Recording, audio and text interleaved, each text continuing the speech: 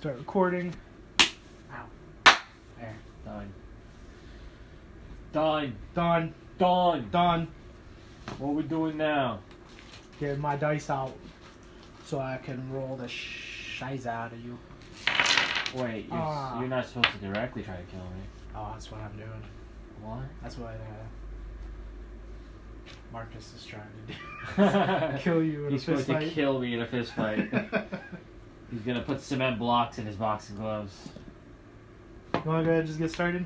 Yeah, let's go. Alright, do you remember what happened last time we played? I saved the village single-handedly and intelligently. Right, with Neo. Yeah, sure, whatever. And then I challenged some asshole who wouldn't give me his dumb hourglass for nothing. And challenged him to a fight. And then I talked to my boss. His name? Yeah. Was... Marcus. I wanted to say Come Noah on. for some reason. It's close enough. Marcus, and I went to my boss at the arena in Westphalia. Ice Crest. And he invented something called boxing for this I specific wrote that thing. down somewhere. For this specific thing. I mean, I'm going to. Yeah. That's what, you know, you're being an ignorant.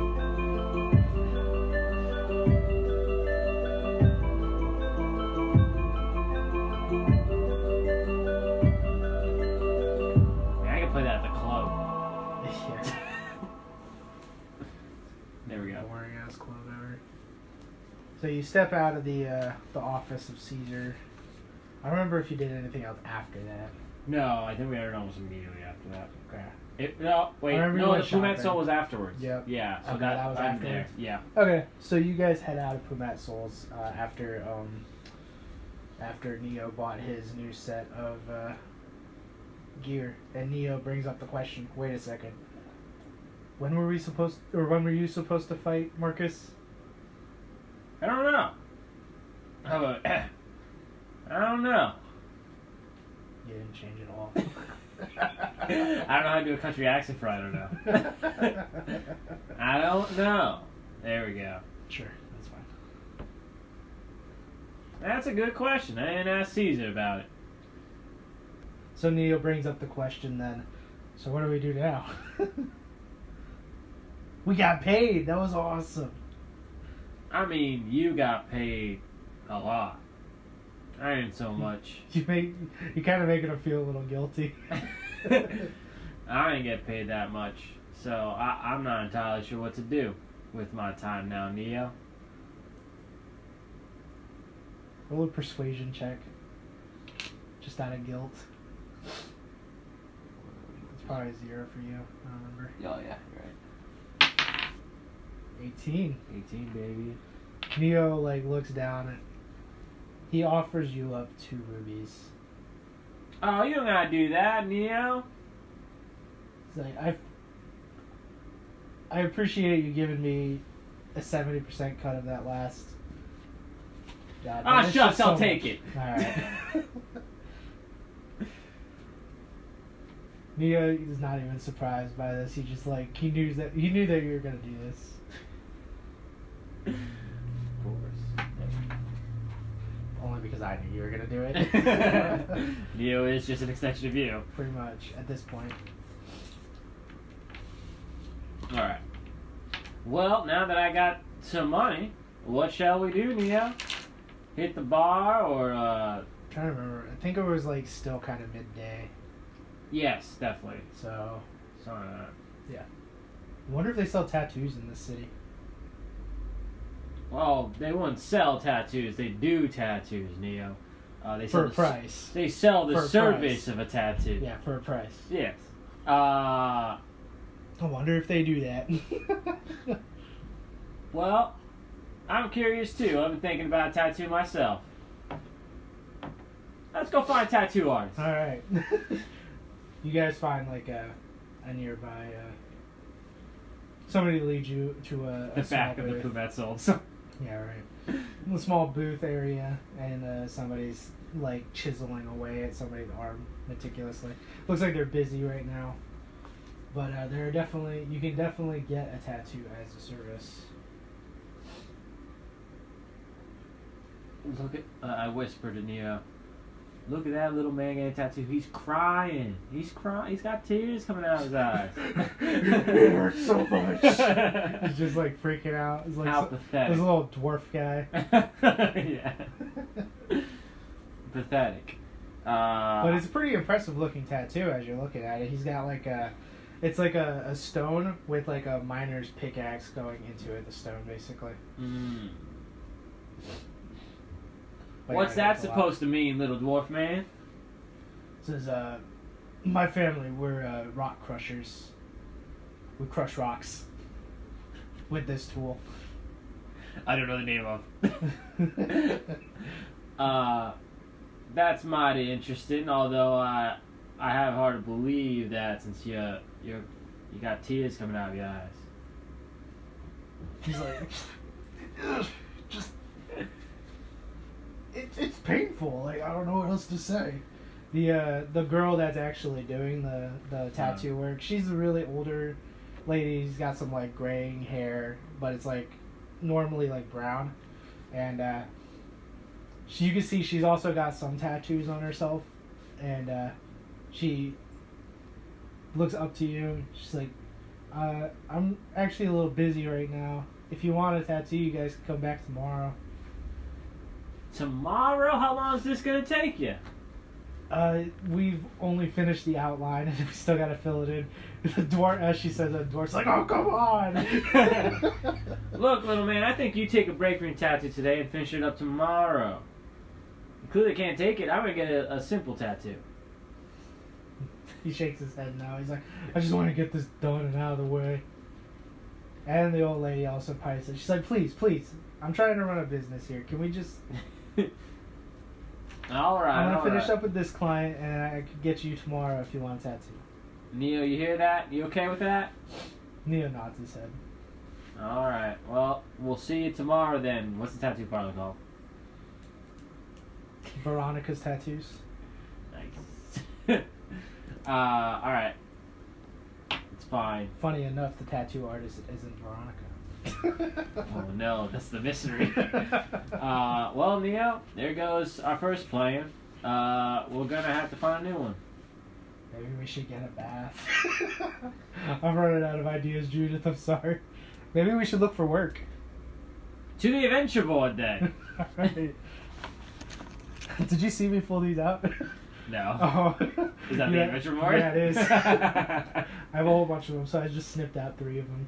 This is what you find on the board laid around. These are like, there are some other like really petty looking jobs, but those are probably the 3 most interesting ones that pop out to you. I'll just read all 3 and then choose. Yeah. By order of Captain Forecastle, any fighting men and women should turn their attention to the midnight trees north of the city. Goblin sightings have aroused worry among the natives close to the blackened forest. Those who return with goblins will be paid a sum of 2 gold per goblin and 10 gold per hobgoblin or bugbear. Head delivered to the captain of the guard personally. Any and all injuries sustained during conflict with the goblins are the concern of the fighter involved and will not be factored into payment. May the gods watch over us all. Pretty good, pretty good. So what was that? 2 gold for every goblin ear? The goblin head and then 10 for each hobgoblin bugbear. Bounty. 1,400 gold pieces for the capture, dead or alive, of the kidnapper known as Croak. Several minor houses have been targeted by this vile criminal who has been confirmed to be responsible for 6 missing persons. Most recently, the Garland family were targeted. The Garland family? That sounds very familiar. I think I met them in a past character's life. Maybe. The kidnapper leaves a spotted bullfrog at each residence, that's sicko, in the children's vacant bed. Jesus. Darlin Hote, leader of the Scaled Shield Mercenary Company, seeking investigators to find prize-winning milk go lost in the nearby wood. Will pay 100 gold, no questions asked for a safe return. Answers to Victoriana. I feel like you're goading me into something there. But her sense of justice, we have to find this sicko Croak.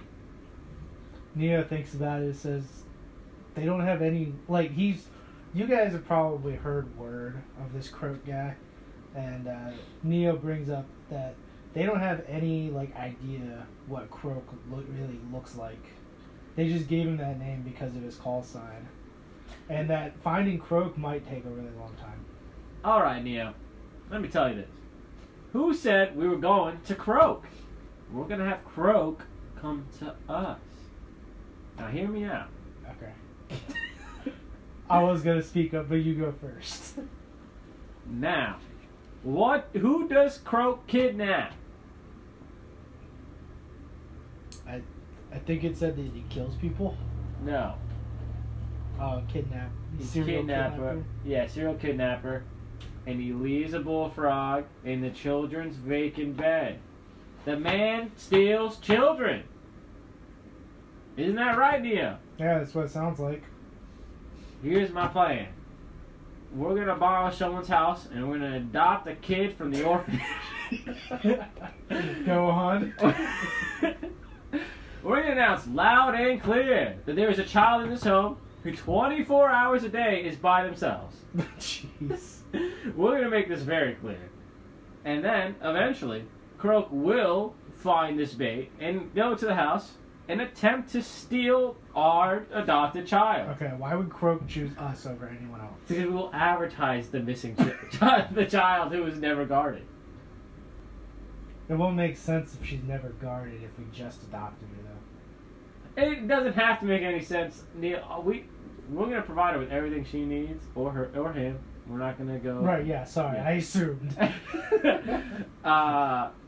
And when we're done, we're going to give her to a loving family. Who? Marcus. I don't know if Marcus is really looking for a kid right now. I read it in his eyes. He's a man who... I don't think that's true. I don't think it's true, Judith. I think you got the wrong impression on someone again. Look, we'll find somebody. We'll just pay the kid. The kid will just pay for her own his or her own adoption. How much does that cost? That's probably like 10 silver. Okay. How much does it cost to adopt a kid? Well, it's like just based on the fee of the documents. So it's like... I was asking as Neo. Oh. I thought you wanted to do this in real life. We gotta go to an adoption center to play D&D! We step up our game. Well, I mean, orphanages can't feed those kids anyway. It can't cost more than a silver or two. Shrugs his shoulders like, alright, let's go check it out, I guess. We need a house too. Oh, shit. You know anyone? I don't know. I mean, I know some people that live here. I can't think of anyone off the top of my head that has a house. Maybe Stone Gut, which you recognize as one of the other arena fighters. Stone Gut's a great idea. He loves children. I don't think he does. Alright, let's go to Stone Gut. Alright, you guys go to the arena, hoping that Stone Gut will be there. You guys go downstairs to hang out at like the living quarters for the guild, essentially. And you guys do see Stone Gut hanging out by the straw dummies. Looks like he's getting ready to practice, putting on some armor, getting his what's the word I'm looking for? His not patented, something else. Not His trust. Signature weapon. Yeah. The club. The club. The club. Pop. Start whacking away at these things. And he says before him, I'm going to take you to the club. No, he doesn't. No. Damn. No, he didn't do that. Alright. What's his name? Stone Gut? Yep, Stone Gut. Stone Gut, my partner and father in the making. True death. He walks up to you. He's like a half ogre type person, somebody that was ogre and then like half something else. It's pretty unclear as to what. Pretty much exactly ogre. is. Well, you could tell he's definitely got giant's blood in him. Your kind has always been the familial type. Am I right, Stone Gut? I guess. And you own a house, don't you, Stone Gut? Me and my wife. Your wife, a childless wife? Are you coming on to me? No, Stone Gut, I have no interest. I'm asexual. Now, now, Stone Gut, I have a proposal to catch a sicko. You don't like sickos, am I right, Stone Gut? Right. Yeah. Me and Neo here want to capture that sicko Croak. You heard about him? I've heard of him. Yeah, he's been kidnapping children left and right and leaving bullfrogs on their beds. Oh, what a sicko. Well, that's what I'm saying, Stone Gut. Now, look at here. I think I have a way to capture him. How are you going to do that? It'll require your household. Why? Well, me and Neo are going to go to the orphanage. Neo, I knew you had something to do with this. Neo's like, it wasn't even my idea. Neo, don't lie to the man. You know we came up with this at the same No. time. Now, Stone Gut, we're going to adopt a child from the orphanage. It Right. can't cost more than a silver. Sure. And we're going to live in your household. And we're going to advertise the fact that this child is not guarded.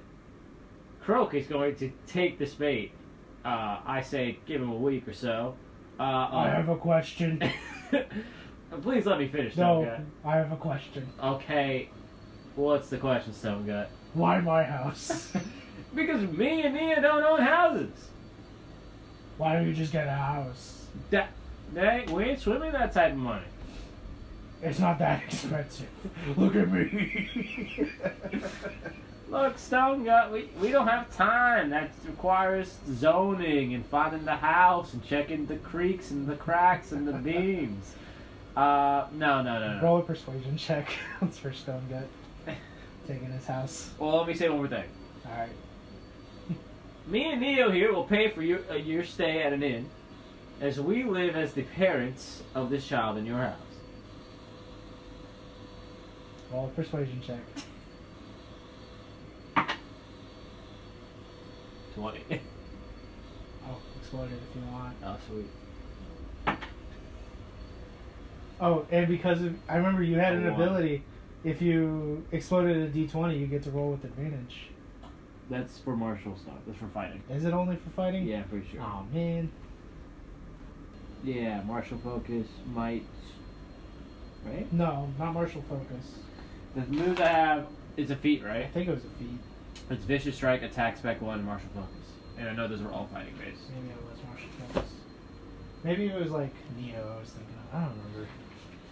I remember somebody had something if you roll advantage. No, I do, but I think that was only for combat. What ability was it? Martial focus. Stone Gut looks at you. He's like, "I'll do it, but only if you could let me stay at the Red Dragon Inn." It's Red Dragon Inn has a reputation of being upper class and a little more expensive. Alright, I give you 1 week. And we'll have Crow before then. Deal. He goes and shakes your hand. Wow, you got big hands. I am part ogre. That is true. I should have known. But just so you know, 1 week at the Red Dragon Inn will be 14 gold pieces. Oh, that's Or fine. actually, since it'll be him and his wife, it'll actually be 28 gold pieces. Wait, how? Neo, this is plus money that Neo's actually supposed to have. Because no way I have 2 platinum and he has none. Oh, he spent that. He spent it on the. Oh, the armor. Okay, I see. Yeah. Alright. I subtracted all that shit. Okay. Alright, so I'll spend the 14. Well, it's 28 because it's him and his wife. Oh, yeah, 20. That's So fine. it's 2 gold per night. So it was all my gold here, and then the platinum is how many gold? It's 10. It's 10. So that was 16, 26. If I did 10, a full platinum.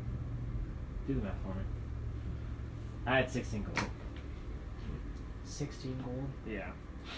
So I don't know why I didn't put down 3 platinum. yeah, 0 platinum and 8 gold. Sweet. No platinum for you. Alright. Alright. Here's your pencil. I told you, Neil, this was a good plan. It might be crazy enough to work, Judith. Alright, let's make our way to the orphanage. Alright, let's go to the orphanage. You guys find your way to the orphanage. It's kind of on the shittier end of the city. Not a lot of beggars kind of coming up asking you for money constantly. Okay. As you guys walk up, you walk in and you're immediately greeted by there's like an older lady that's kind of like caretaking all of the kids at the moment, and they're just kind of like running around, playing around with each other. And then you also have a younger lady behind that desk, and she looks up to you and smiles, says, "Hi, how can I help you two?" We're here to adopt. She sees you, she's like, "You're Judith. I seen you at the arena." Oh, you're a fan of my work. Well, I like going to the arena. Nia bumps me, he's like, "Do you remember me?" She's like, Yeah, you don't have that recognizable features. I mean, you're a good fighter and all, but please. We're looking to adopt for 1 week. "Really? For 1 week?" Well, What? we'll find an actual family for this child, but we just want a child for a week. This is so confusing. Look, is it possible or not?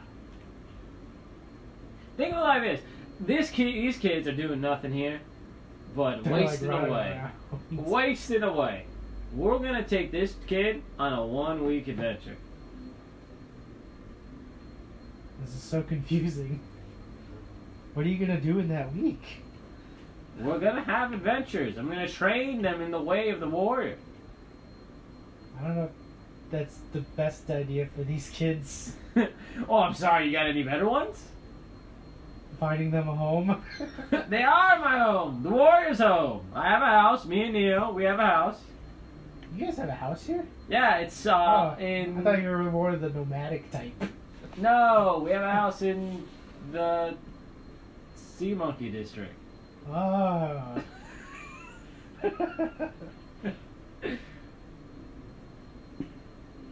Roll a persuasion check. For 1 week, huh? It's an 8. For 1 week, huh?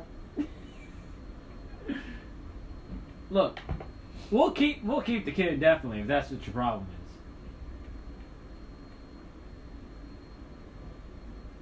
You promise to find them a good home? Absolutely, I will not leave that kid to come back to this dump. She giggles at that and she's like, "Alright, fine." And she walks you into the room where all the kids are kind of just hanging out playing. She's like, "Go ahead and tell me which one you like." Line up, you little scoundrels! They all look at you and don't move a muscle. You heard me? The girl comes up to you that you were just talking. She's like, "Please, they're just kids. They don't need to be treated this way." Oh, I'm sorry. I don't know how much experience with children myself. Yeah, I can tell. All right. I want to do. I mean, I don't say it, but I want to look for that child that just gives me that feel that this person is destined to be great.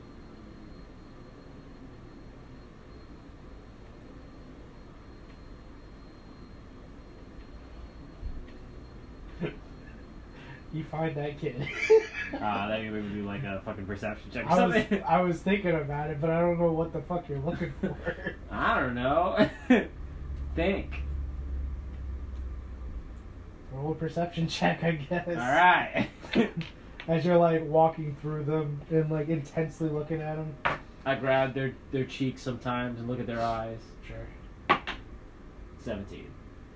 As you're looking through them, you eventually walk up to odd number, it's a boy, even number, it's a girl. Okay. So you walk up and you see this boy standing there. He looks a little sheepish, but for the most part he seems kind of unfazed at your intimidation, like all the other kids. The other kids are like freaked out by the fact that you were yelling at them, and then like all of a sudden start inspecting them.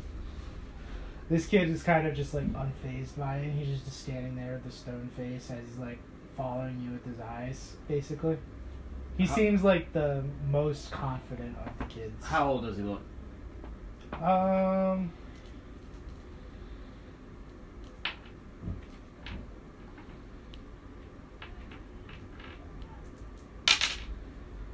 2, 4, so 6 plus 3 is 9. He looks 9. Alright, whatever that means. He's around 9. I'm for it. What's his hair color? He's blonde. Eye color? Blue. Of course. Yeah. Freckles? Real purist. No. Dimples? No. He's not even smiling though, so you wouldn't really know. Short hair or long? They seem to keep all the kids' hair pretty long. They cut it up every once in a while, but it's like, you can tell that it's been a while since they've actually gotten haircuts. Alright, I go, I go walk up to this kid and kneel all the way down to his level. Okay. What's your name, kid? Wait. What's your name, kid? Steven?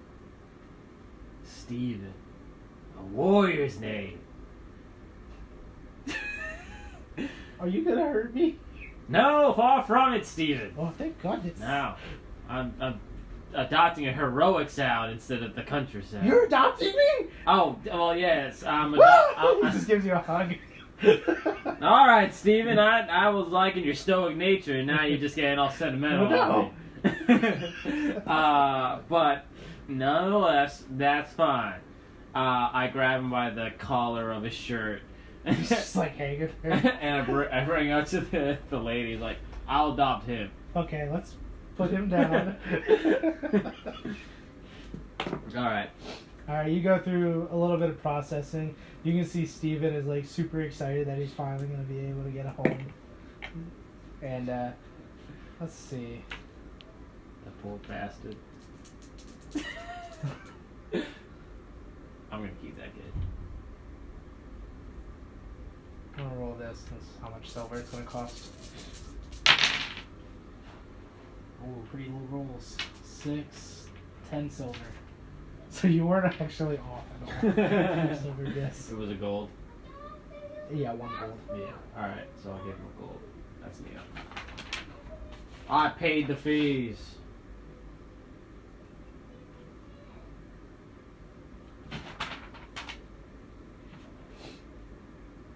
Alright. You guys get all the paperwork done. It's starting to get to nighttime at this point, though. Just so you know. Alright. Did you agree to let Stone Gut stay at the Red Dragon Inn now? And you guys are gonna go straight to his house? Or are you gonna do something else for now? What day is it? Or what's the equivalent of the days, like the middle of the week? Or whatever? Yeah, sure. We'll go with the middle of the week. Okay. I'm gonna start paying for his stay there next Sunday. Or like whatever the equivalent is. The beginning of the next week. Yeah. You get 1 clean week. Alright. You wanna just fast forward to that day? No. Okay. I'm taking this kid to the arena. Alright. He follows along and he's just pestering you with questions after questions. Why are you so tall? 'Cause I'm half celestial. Why are you so big?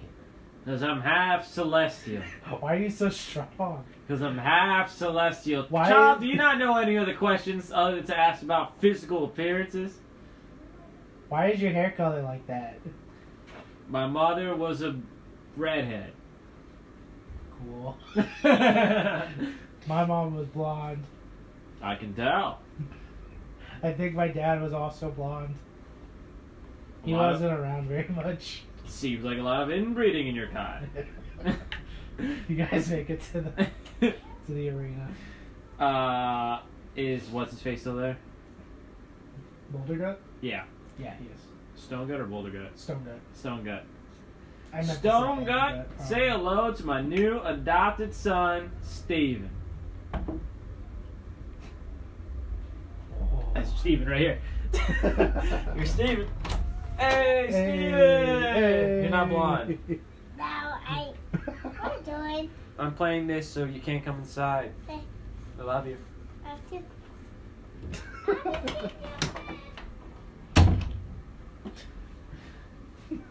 All right. Anyways, this is my adopted son, Steven. Steven, this is Stone Gut. Steven looks up to Stone Gut. He's like, whoa. By the way, Stone Gut being half ogre is actually pretty much your size also. Yeah, I bet. So he starts asking the same exact question. Why are you so big? Stone Gut's like, because I'm half ogre. It's just halves. That's the answer to everything. Yeah. Well, now, I want to train this kid to defend himself. Steven, we're going to have you participate in a risky mission. What? Yes, you heard me. I have a job? You have a job. How old are you, Steven? I can't count fingers, Steven. 1, 2, 3, 4, 5, 6, 7, 8, 9. 9. You're a man, Steven. And this is why we're giving you a job. You ever heard of Time to grow the fuck up, Steven. You ever heard of Croak? Yeah. He's like the boogeyman. Ah, that's a good way to put it. He is the boogeyman, Steven. And we're gonna capture the boogeyman. Oh. We gonna beat him up? And most likely, yes. I don't think he's gonna come peacefully. And you know how we're gonna get to Croak? How? Through you, Steven. What am I gonna do? You're gonna be the bait. What? Why do I have to be the bait? Why can't you be the bait? I can't be the bait because I'm not a kid. If I were a kid, You just said I was a man! you're a man in a kid's body. This doesn't sound right. You're a man in a kid's body. Where are my note cards? He needs to write it all down. He's very analytical. I think at this point I need to write down. Oh, you become from I a character. I'm gonna say adopted. But he's gonna be my adopted son for the rest of the game. No, I need to write down stats for the guy. Oh yeah, it's inevitable. Steven, we're gonna be living. Well, you're gonna be mostly living in a house in good old Stone Gut's house, and we're gonna act like you're living there with us. Although we're not gonna be there a lot, and we're gonna advertise that. What's Stone Gut gonna do? Stone Gut's gonna live high, fancy, almighty with his wife at the Red Dragon Inn. It's real nice there. Yeah, way better than their trash place. Yeah, kinda. What that means, if you're bait, I can't have you be a defenseless little worm being caught by a fish. Isn't that right? I guess. Which is why we have 4 days to get you ready to fight. Steve, You're can gonna you do teach this? me to fight? Yes, I am a fighter. I'm a warrior, Steven. And as my adopted son, you're a warrior. This is all very weird to me. It might be weird to you, but it's totally normal in the adult world. Let's see. I mean, at this point, it's the montage of training him. Yeah, very horrible training. No, it's gonna be great training. You gotta put it by dice rolls. You can't just say it was terrible. It's gonna be bad. He's only 9. He's gonna be great. Have you seen the kid in the God of War game? No. That's him. Also, the kid's a god. Well, you don't know Steven's not a god. Steven's not a god. I, as God, know that Steven is not a god. He's the son of the DM. No. He has secret powers. He's not my son. My son's name is Johnny. Oh, okay.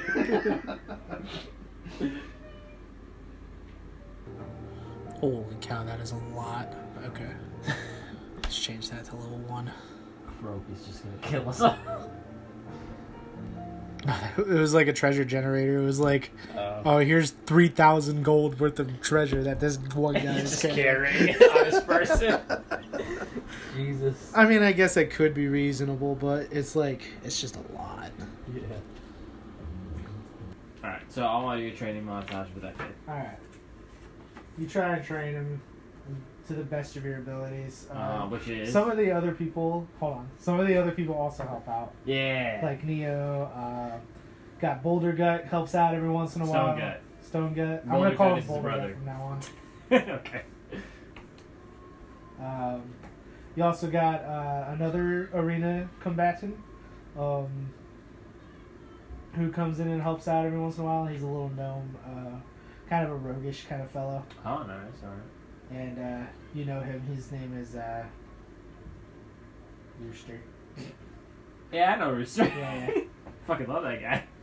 One more thing that happens that I should probably point out is at one point you do see Marcus come in, and you can see like him just kind of watching you, like confused as hell as what's going on. I go up to Marcus.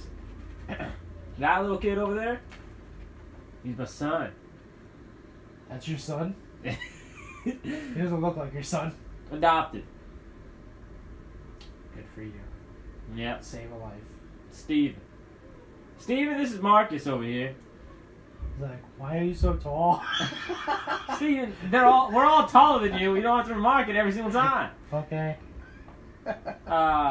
Anyway, Steven, Marcus over here, me and him are gonna have a tussle in the arena, and I'm going to destroy it. That's what you tell your kids? I have to try to teach him how to be a warrior. You gotta understand that, Marcus. He looks over at Steven. He's like, Steven, do you really want to be a warrior? And Steven shrugs his shoulders. Marcus looks back up to you. He's like, why are you doing this to this kid? A, no one chooses to be a warrior. They're just bestowed it. And I'm bestowing it on Steven. I just realized I rolled for treasure and I forgot that he has a bounty.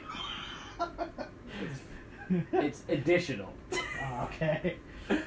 Don't worry, the bounty gets taxed. Yeah, he gets major taxes applied. I guess it's fine because you're going to split it between you and me. Yeah.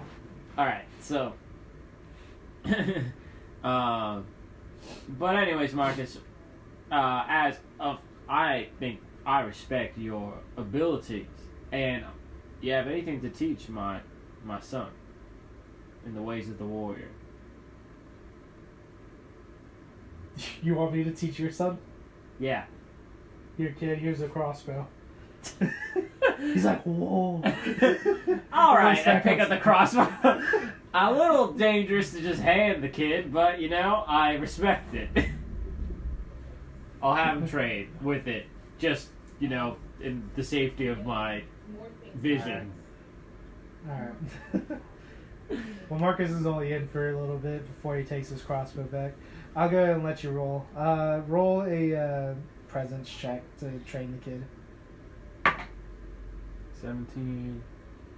And then presence was what? 1d8.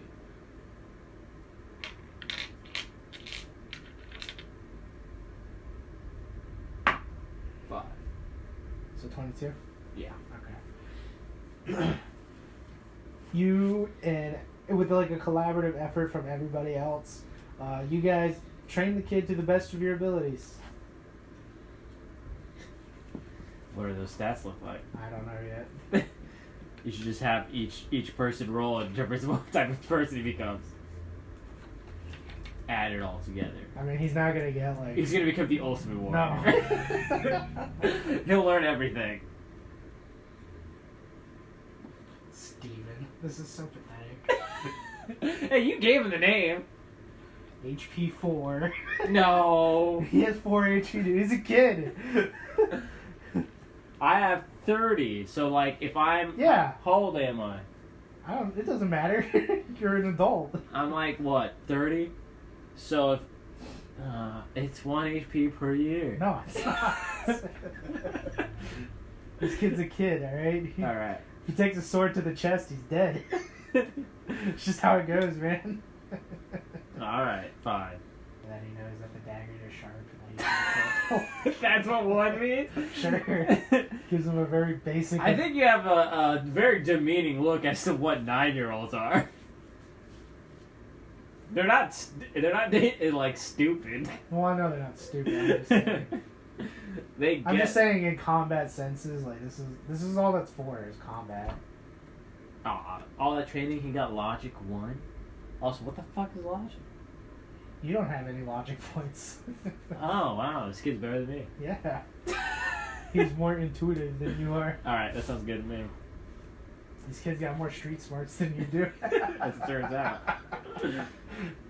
Me being high and mighty, being half celestial. Does he get a feat? I don't even know. Yeah, he gets a feat. What does he get? I don't know, let's look. I'll give him 1 point for a feat. You can choose any 1 point feat. I don't think any of them help out with combat. But it might help with retreating. Maybe. He can take an attack, and if he somehow kills it, he can run away. We got area manipulation. We got boon access. Boon access. Yeah. He doesn't know any boons. He might know, like, 1 based off of agility, too. Brutal intimidation. For 1 point. Yep. Climbing. Right, sure. Combat momentum. He has to get the kill in order to do that. Fast draw. Allows him to pull his weapon out faster. Yeah. The Great Leap. What? You can jump across the room. Resolve. What does that do? So give him extra HP. Your resolve defense is increased by 1 for each tier. Okay. Lightning reflexes. Gain advantage 1 on all initiative rolls. Okay. Long Are you shot. gonna actually have this kid fight? I just want to make sure he's capable of protecting himself, you know. Okay. And he's gonna be my ward. He's a permanent character, Zeke. Right, I just wrote a character sheet for him. Okay. Unless he dies. Yeah, of course. And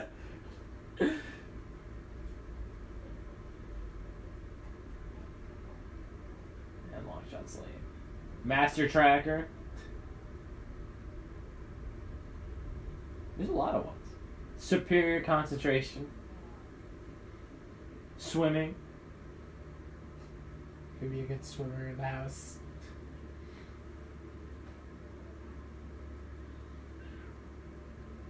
Alright. I spent it on trackable. What does that do? Your travel is veiled by special means that conceals your tracks and any evidence of your passage even after you're far away. It is impossible to follow your tracks except by extraordinary means. Alright, what's it called? Tracker? Untrackable. Untrackable.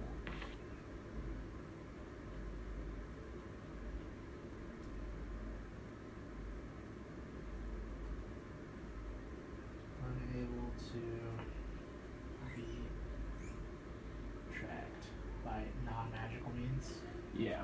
Or by extraordinary means, whatever that Yeah. means.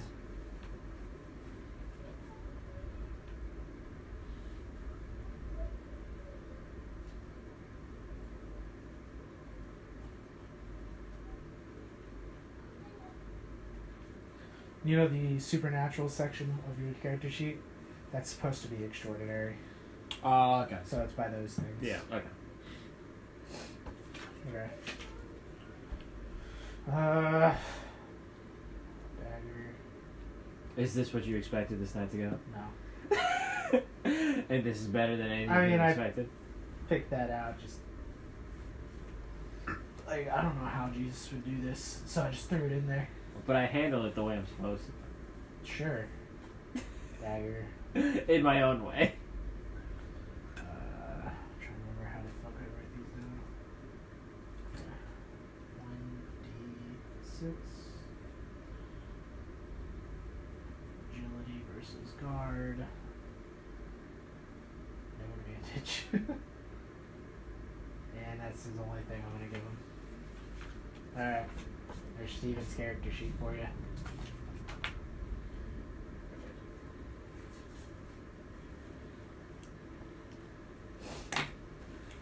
Alright, you guys spend a few days training him up.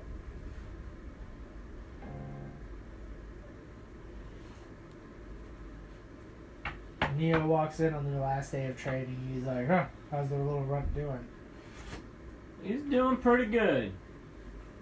And not too bad. He's learned quickly. You think it's time to give him a real weapon and see how he does? Let's do it. Alright. Hey, kid. And Steven runs up to Neo. Neo's like, here. And he hands him a dagger. We'll say Neo pays a gold piece to gift the kid a dagger. And he's like, go beat up.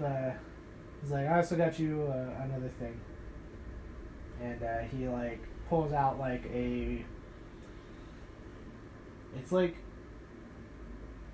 a sculptor's type clay.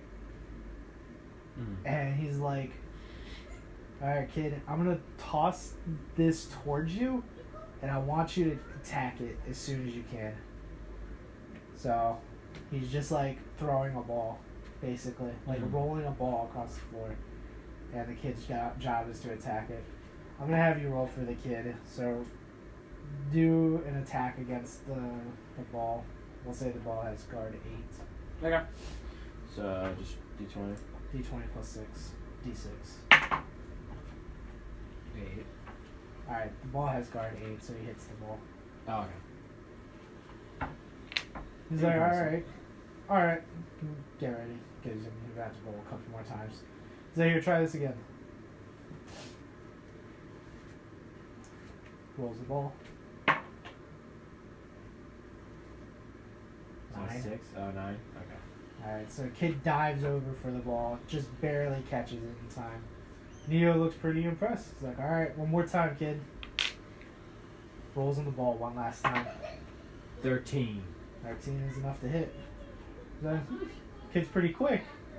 He's like really testing out the kid's like limits. Kid has to like really jump for these Yeah. to make sure it doesn't get past him. Everybody else actually seems a little bit genuinely impressed by the kid's ability to catch up. He must have been running a lot of suicides. A lot of burpees being done. Yeah. Alright, that's the training. Alright, yeah! And it's now the new week. It's a new week. We live in our new house. Me and Neo buy new furniture. Alright, We you spruce go up the place. Just kidding. you go to Boulder Guts place and pay up the 28 gold. Yeah, I already did that. Alright. Yeah. He nods and you meet his wife. His wife is another ogre-esque sort of creature. They both move out momentarily, and as they're leaving, Boulder Gut's like, please just don't ruin the place. Ain't gonna happen, Boulder Gut. It's gonna be totally fine. We're gonna bag him, and we're gonna tag him. That's it. They go away. Alright. It is now just you, Neo, and Steven. So Neo sits down and is like, Boulder Gut's got a pretty nice house. It's like an armchair that's like way too big for Neo. I punch his knee. And, Neo? yeah. Ain't no time to rest, Theo. What are you talking about? We're just hanging out here, aren't we? No, we need to start getting the place ready. For what? We need to make every possible escape route and protective measure that we can. All right. How many rooms are upstairs? There's no upstairs. There's no upstairs. How many rooms? Quickly, drop, go, go, go. So, I mean, it's a pretty small house, just so you know. Okay. So, say this is the door. It's 10 feet, 15 feet, 15 feet. So this is the living area. We got another door straight across, basically.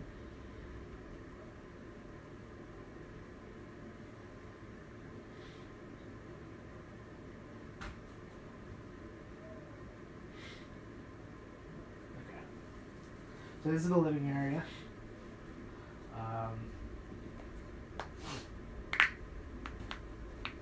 I actually have pieces for this. Oh. I made the room way too small, apparently. These things are just too big. He's go just with a that. really big ogre. A half ogre. Let's do this real quick. There's like an inch from the bed to the wall from all sides. So we'll do like this.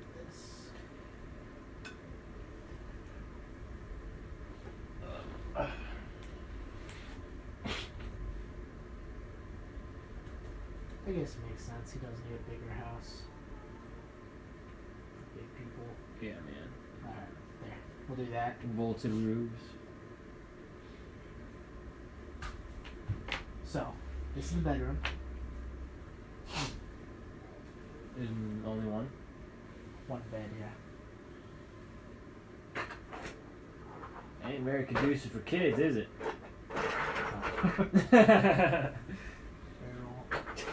Go there. As you investigate these things, you notice that like they have these different things for different reasons. We'll put the treasure chest in here. Blessed.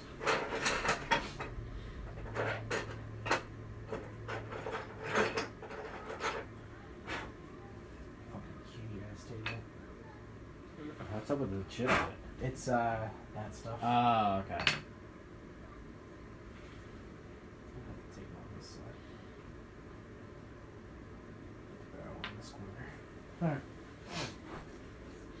So you look around the house. The barrel is just like holding some really common food items like rice, some preserved foods. The chest has some really basic stuff. A little bit of money, some clothes, just like really basic living stuff. Nothing super worth anything. I'll also point out there's a window here, Okay. a window here in the bedroom, and there is a window on the side. this is the front dining door, right? table. Yeah, that's the front Okay. door. So And it's that's goes the into an only alleyway or building. something? Yeah. Right. There's like another building back here also. Okay. Another house. And then also, I'll just make a small block. So this is the front. So this will be like the main road basically. A lot of people can cross by. There's another. I can't reach very far. Another house over there. Okay. And we'll say like another house here. So that's like the main layout of the area. And that's Boulder Goat's house right here. Well, I was hoping for more than one bed, but this will have to do because me and Neil ain't gonna be here that often, Steven. Well, look at there! I found the other bed. All right, Steven, you're gonna be staying in. This is your room. You're gonna be staying in this bed, the one on the right. So this one doesn't have a window, which is probably safest. And also doesn't have a door here. Instead, it just has a door here going. Yeah, connected.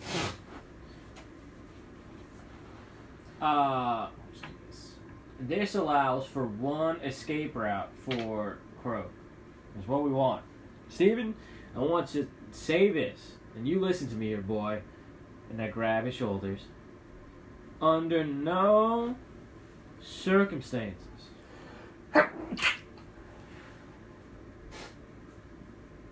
Under no circumstances are you to fight. You run. You fight if it's the last thing you have to do. You got that, boy? I got it. I fight when it was last thing I got it. Don't you sass me, boy! I got it. Oh man, training made him gruff. I got it. Alright. I just don't remember what he sounds like is all. Yeah. Alright, Steven. So, we're going to try to get the word out that a new kid is on the block. And we're going to make sure to get out at the same time every day and come back at the same time every day. We're working parents. Working. Once he knows our schedule, there's no way Croak isn't going to be examining us. He will enter this household, and we will be there to pounce on him. And you'll see. We'll come up with a plan. I don't have that one so far. As to how that would work, I'll figure something out. But you got it? So you're going to have to take care of yourself, kid. We'll leave some food items. We'll leave the fire going. You cook whatever you have to do. You clean the house. And you wait. He's going to come when you're asleep. That's for sure. I guarantee that one. I clean the house? I mean, what do kids do? Clean houses, I'm assuming. I mean, you're just like little butlers or something. This is what I did in the orphanage. But you're doing it now on your own. Independence, Steven. You gotta learn independence. It's a very important attribute. I'm an independent person. Neo is semi-independent. I mean, he just follows whatever I say. I'm very independent. He just follows whatever I say. I'm very independent. Don't listen to her. So, that's all. Now, we're going to get work. We're going to leave at 6 a.m. every morning. And we're going to come back at 5 p.m. every afternoon. No. 10 p.m. At 10 p.m. at night. We need him to know that we're not there at night. You got that, Steven? So you're going to let him take me away? No, we're not going to let him take you away. We're not really gone. We're going to be watching the house. Oh, I get it. We're gonna be across the street or wherever we find our best spot. What if he comes from here or here or here? We can see. This ain't that big of a house. It's fine, Steven. There's nothing to worry about. Mommy's here. You got me. All right. First thing tomorrow morning, we're leaving. Neo, I need you to get your contacts in the underworld. I know you got some. Don't even try to lie to me. You got them contacts, yes, something. I could talk to some of the guys at the arena. Just tell them about our new marriage and our adopted child. This is weird. I need you to do this, Neo. So what exactly you want? You want me to just go around talking to people, tell them about how I got married to Judith and we adopted a kid? Yeah. You just want me to tell everybody? As many as you can. He just gets up reluctantly and starts walking out. He's like, "Hey, did you hear All that? right, Me no, and Judith not have picked-" like that, not like that. No, you know. like he's walking up to people. No, Neo, like a little more or less conspicuous. Look, it'll get out. The word will get out. Don't worry about it. We're married. That's with air quotes, Neo. Right. I don't want this to get to your head. Make a deception check with Neo.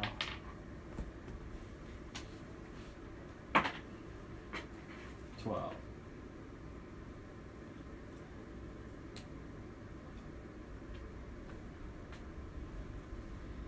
He doesn't have points in deception. Neo doesn't have points in deception. What? Neo doesn't have points in deception. Oh. Just double checking. Yeah, he doesn't.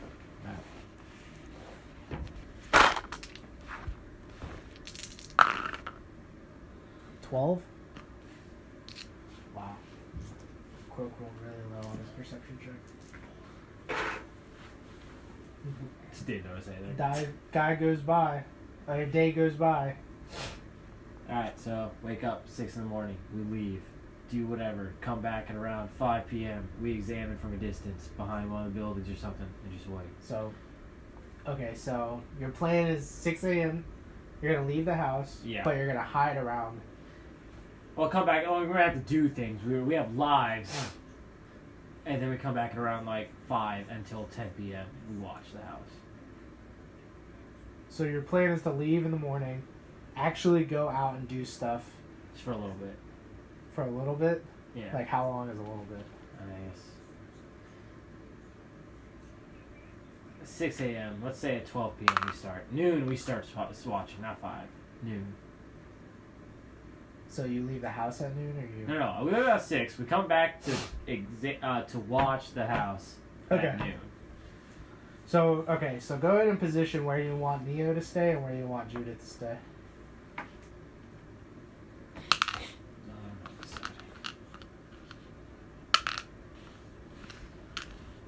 Yeah, right here's good. Right there is good? Okay.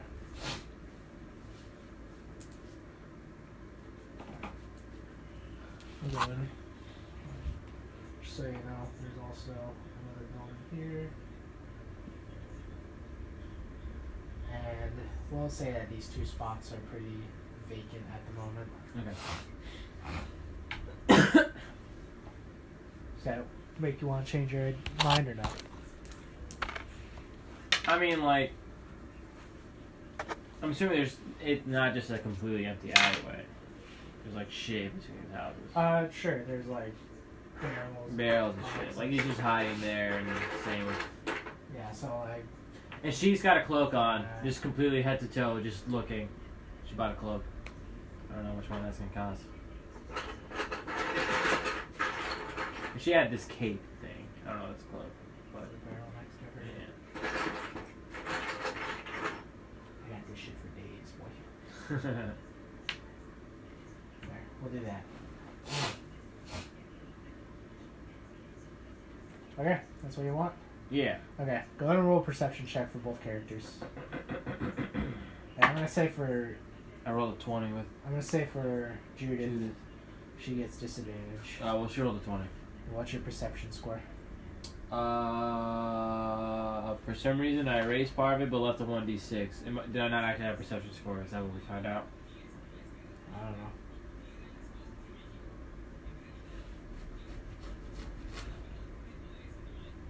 I'm not entirely sure what happened there. I don't have a perception score. I'm gonna assume that's the case. You assume you don't have points in perception? I don't know. I don't know why I erased it, but I didn't erase the 1d6. I don't remember what we had a discussion with this. You said I was cheating because it turns out I didn't actually have that point. Oh yeah, you were cheating. Okay, so what's cheating. perception, right? Yeah, so you got rid of that. Unless you want to add points to it now. I mean, I have points left, right? You have 3 points left. I rolled a 20. I'm fine. Well, you get disadvantage, so you're gonna have to re-roll that 20 if you don't. It's gonna have be one. another 20. See? Alright, fine. It's fine. Explode it. It's an 18.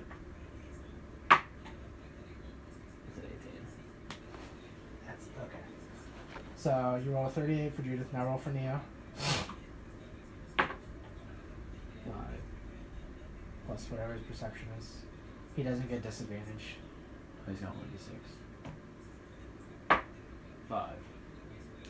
So 5 and 5. Yep. Alright. So Neo is over here. He's just like fucking. You could tell he's kind of zoned out at this point. Judith, you hear something fall over here. I use my walkie-talkie. Neo. You don't have a walkie-talkie.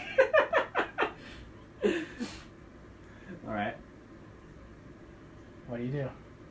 I heard this. Yeah, Judith heard this. Neo didn't hear anything.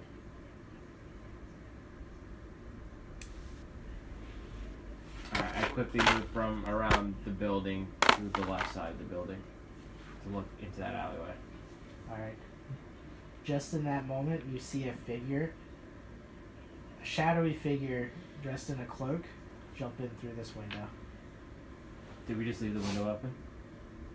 I mean, that's probably what you heard was the window breaking. Oh, okay.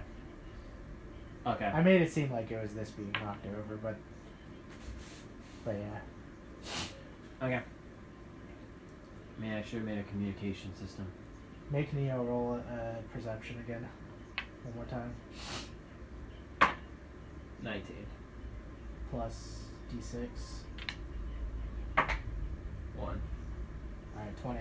So Neo in his like while he was just kinda hanging out, all of a sudden can hear Steven.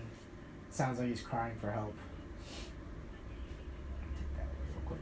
Okay. At this point I think we should roll for initiative. Okay. Deal. So roll for Neo and Judith. Initiative. Okay. Just trying to and that's based on what's that? Agility. Which is not me. But he does. 1d8.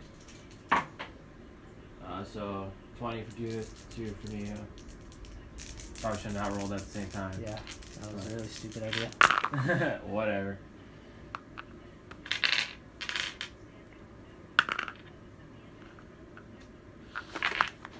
Holy shit. Alright, and then a 6 more. 1 second. Alright, so So Neo is. What did I roll for him? An 8? Shit. Alright, I was wrong. It was a 3 now. So he rolled 9. what did you roll? What did you roll? A 9. Oh, me 20. 20. You get to explode the D20. What? 4. 24. Do D20 plus a D6 for Steven. 3. Max. Alright, so 3, and then Neo is like 8, right? Mm-hmm. It doesn't matter anymore. Alright, Neo. Steven. Okay. Here's the initiative order. You hear Steven cry for help. Ah, shit. He exploded his D8 and rolled D20. Wait, really? Yeah. So, Croak did. So okay. he goes first. Croak goes first.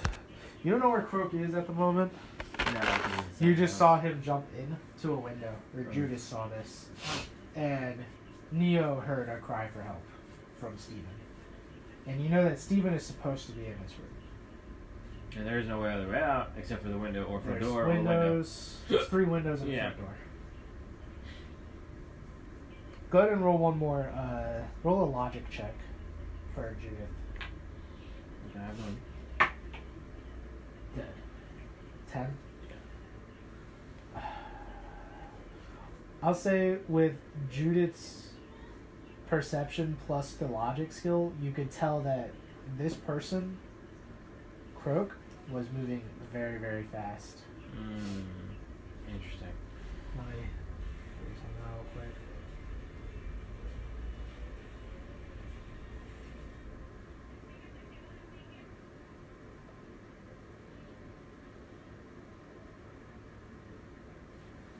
Okay.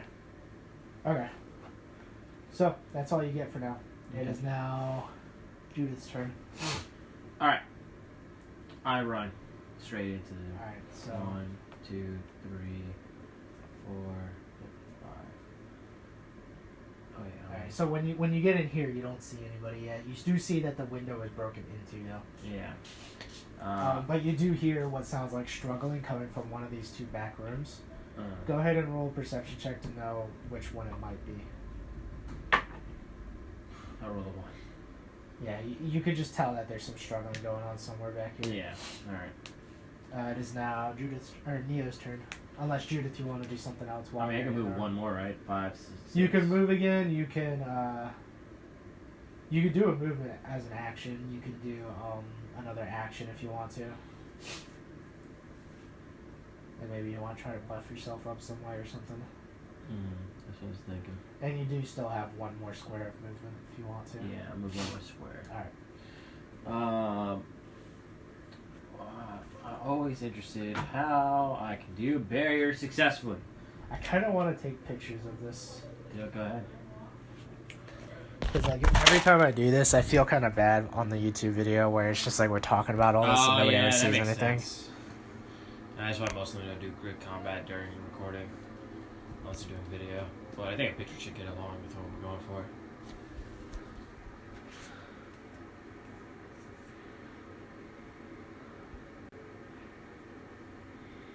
I got a little bit of you in it. You don't mind? No, I don't care. Alright. Make sure I'm still recording. Alright, I'm gonna do a barrier. I am still recording. Okay, you're gonna cast barrier. Where do you want to cast it? You can cast it anywhere in sight. This door is technically open, so you can like shoot it in here. Yeah, I mean, how big's that room? It's 15 by 15. Every square is 5 feet. It's 5 feet for this, right? Yeah, you can take up one square, or you can roll with disadvantage to try and take up more than one square.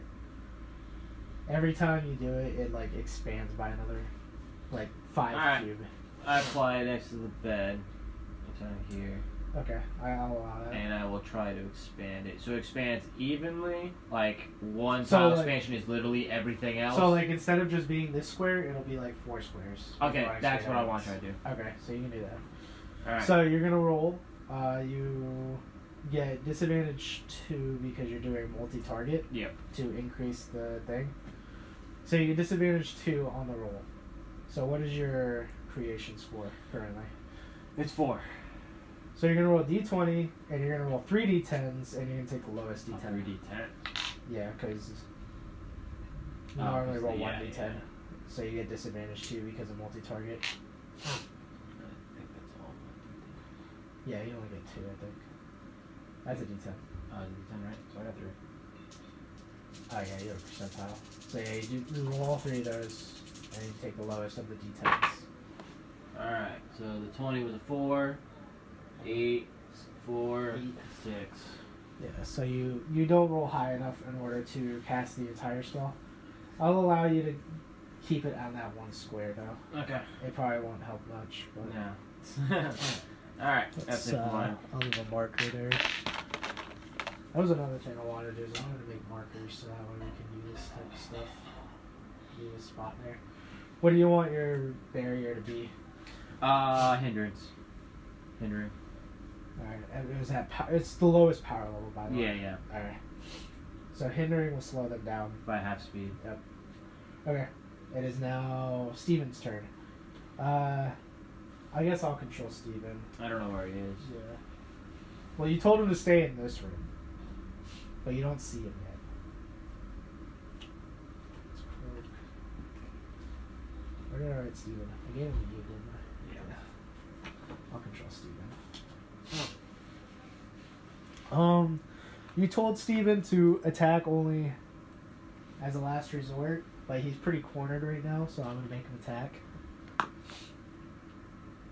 He is still yelling for help, so there's that.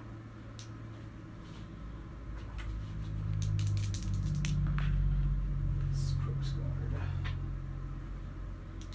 Okay. 14 does not hit Crook. You continue to hear a cry for help from Steven.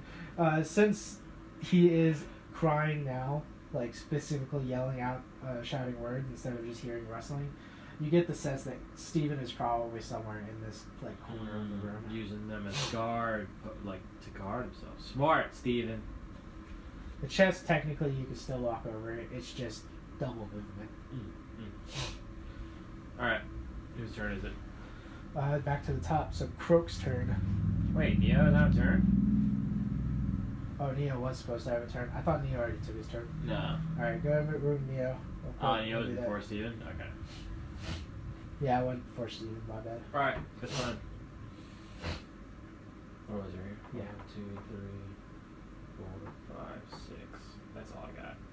I'm gonna stare to the window. Alright, you're gonna look into the window. You do notice, actually, Neo does notice with this angle, he can see Croak standing right there. Sweet. Alright. And Steven is probably in this corner to your best bet. Yeah, just based on where he's facing. Yep. Alright. And it's back to the top. Right. I mean, Yeah. I don't know what else I can do with this, with Neo, really. Bane, stun, is Bane spec. Oh yeah, I forgot. I can't forget about that. That's a really cool thing. Alright. Yeah, that's it. Does Neo want to make extra movement or anything? I guess you could just break into through the window. You want to do that? Yeah, let's break through the window. Alright, you can try and bust the window down. Go ahead and roll a might check against glass. It's actually not a glass window, it's like just shutters. 16. Yeah, 16 is enough. Okay. I know, alone. You don't have to roll d6s. You don't actually get through yet, you just bust it open for now. Yeah. And I hear this and I don't know what the fuck. This will also be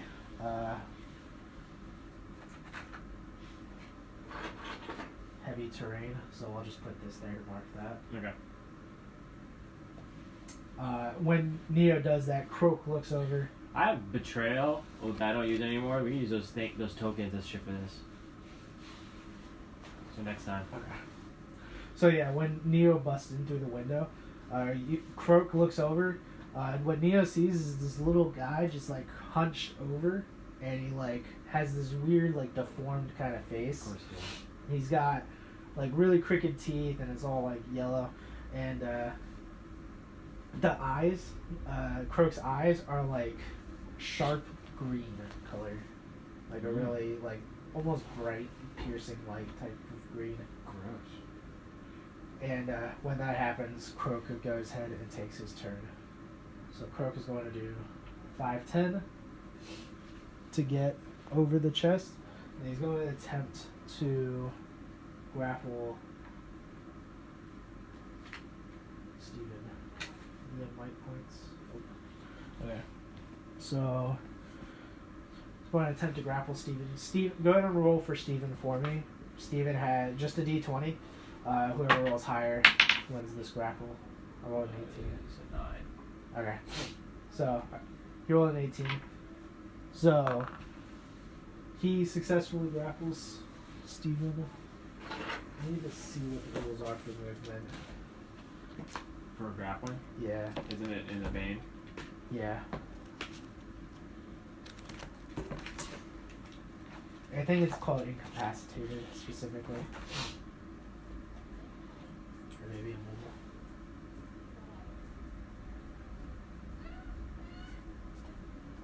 immobile. Mobile.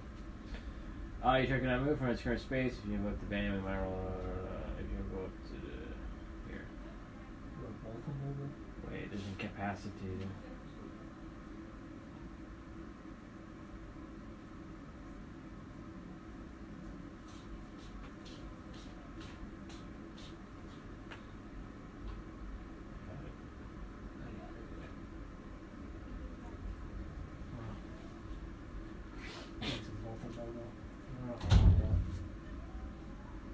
I mean, instead, I'm just gonna use his 18 to incapacitate him with the agility.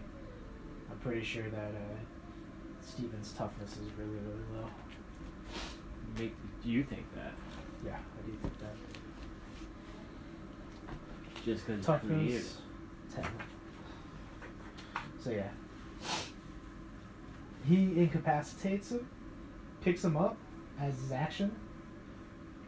Or as a bonus action, I should say. And attempts to run back. So 15, 20, 25, 30. Sees Neo out this window. And he's going to go 35, 40. And I think that's all his movement with haste,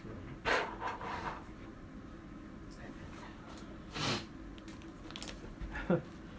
Shall look this up.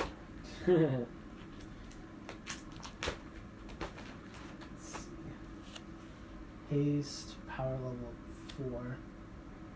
Oh no, he gets 15 feet of movement.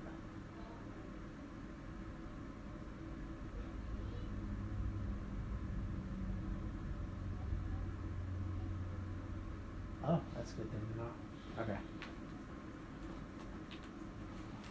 So he gets 15 feet, extra 15 feet. So he actually gets through this door, and now all of a sudden he's face to face with you, and he didn't expect to see you. So you kind of catch him off guard. You see this, again, this hunched over, pretty short guy, moves really, really quickly. He looks at you with his green eyes, and he's like in shock as he runs into you. It is now your turn. Does he have Steven draped over his Yeah, shoulder? he's got Steven on his shoulder. Steven seems to be knocked out cold right now. Alright. Well, that's no good. Neo also sees that as he was running by, he did actually still drop off a toad, but it was like, it looked like he tried to toss it onto a bed, but it ended up being landing somewhere else. Sweet. Good. I'm pretty sure this is going to incur a punishment here. I'm going to move to the window. Oh, that's fine. Okay, cool.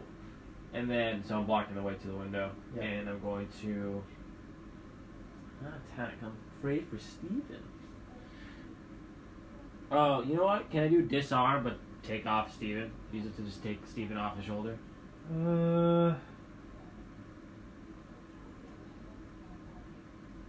Sure, I'll allow that. Alright, cool. You're gonna use might to try and pull Steven off his arms? I mean, I just want him to throw, even if he just gets thrown on the floor, it doesn't matter. Just don't want him on him. Alright, go ahead and roll for might versus whatever the guard is. What is the defensive stat you need to roll against? Is it a Bane? Right? Yeah. Disarm might only need to be 1 point. You also get to roll 2d6. Disarm. Power level 3, right? Power level 3. Sure, yeah. The target drops an object they are holding in a space you're choosing within 15 feet of the What is target. it? Might versus guard. Guard. What did you roll? 1. Well, you get to roll 2d6. Oh, yeah. Since you have might. What is your things again? Is it only when you make attack rolls? 5 and 2. What is your thing again? You only Yeah, make their rolls? attack roll specifically. Martial focus. What is that again? It has to do with might. I'll look it up. Well, that's why I was trying to ask. Vicious strike is the advantage thing. Yeah. So that one for sure doesn't work. It's an attack. I think since it's martial focus, it's probably that you need it with a weapon. Alright, doesn't count toward Bane attacks.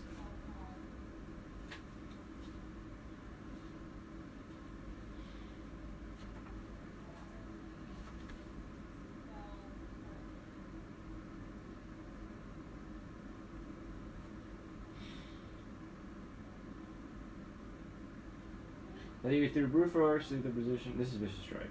Anything you roll a natural 20 on the d20 for attack action roll, you get an advantage on all subsequent dice. So it has nothing to do with us. Martial focus. I choose a weapon, right? Yeah, I choose a single weapon, blah blah. Alright, no, yeah, I got nothing that applies. I mean, what's attack spec 1? That gives you advantage on attack rolls. Okay. Well, that's all I got. Alright. You try and kick Croak in order to get him to drop Steven, but Croak just kind of reels back in a little bit of pain, but doesn't drop Steven. It is now Neo's turn.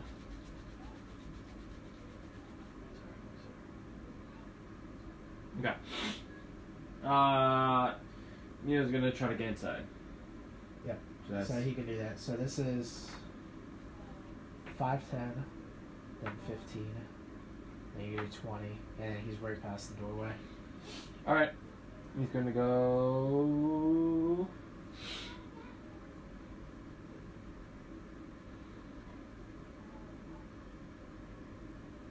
He's got a stun action.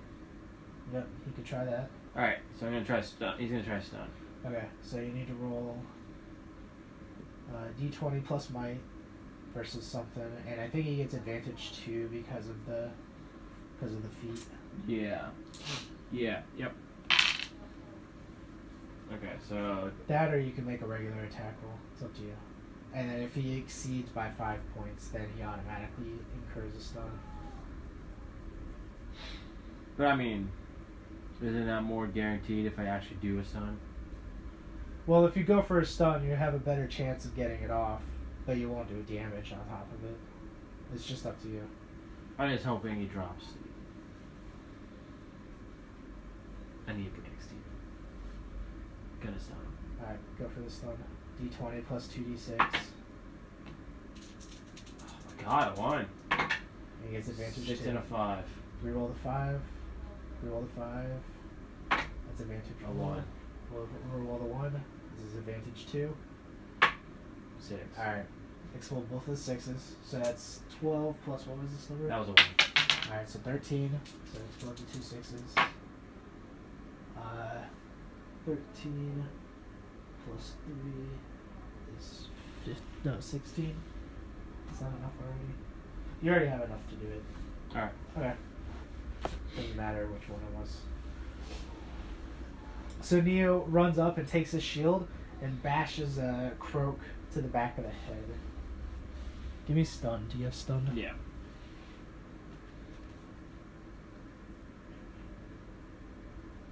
Alright, his special rules for boss NPCs. I didn't even think about the consideration this might be a boss. I keep forgetting about boss edge.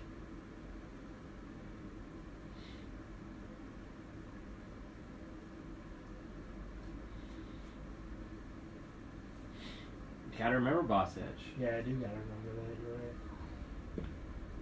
Some interesting mechanic. He'll take his boss edge turn right after this. Of course he would.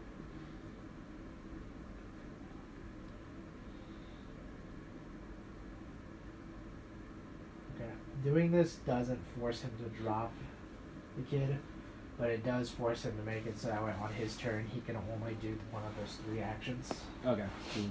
So he looks dazed at the moment. He is going to take his boss edge turn now. And he's going to take a movement action in order to try and resist the Bane immediately. Okay.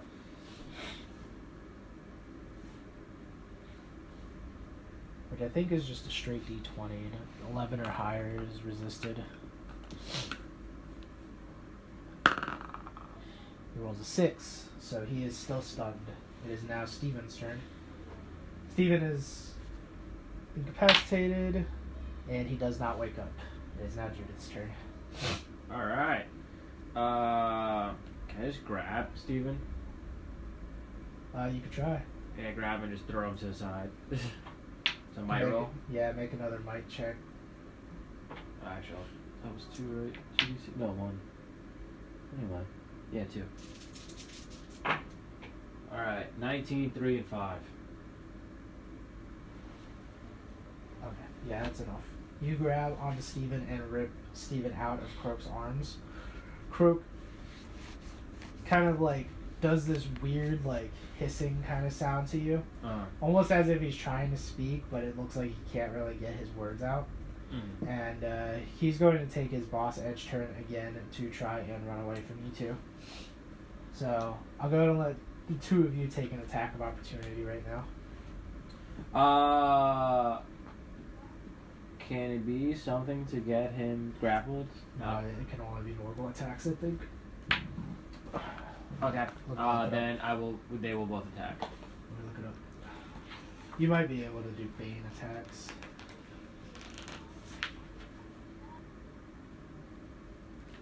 It just says you may make a free attack.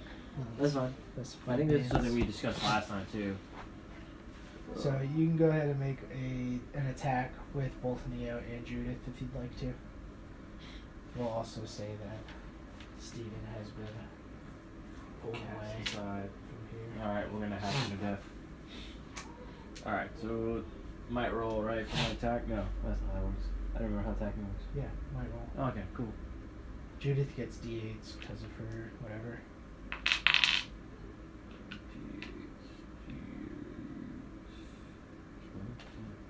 Also the furthest one from you. Yeah. 12, 4, 3. So 7 plus 12 is 19? Yep. Okay, you do... I need to get... I want to use all my sticky notes up. There we go. P. Alright. Go ahead and roll for Neo.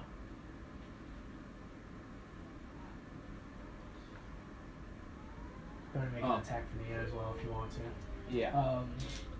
Judith takes her sword and swings at him as he's running away and only grazes his back leg. Doesn't do a whole lot of damage. Okay. I don't know who's moving now. Well, Oh yeah, because he that's was his boss attack opportunity. Forgot. Okay, so Neo is 2d6. Yep. 13. I don't know what this is. A 1 and a 1. Yeah. Neo takes a swing at him and ends up missing, unfortunately. Jesus Christ, this guy's fast. Actually, well, it wouldn't have mattered. It would have been the same thing. Because he has haste, power level 4, he also gets +2 to guard. But you hit 3 above him, so it doesn't matter. Okay. But yeah, he is really fast. He continues to run away, so 10. Runs out the front door. 15, 20. And he's just going to book it this way. 25, 30, 35, 40, 45.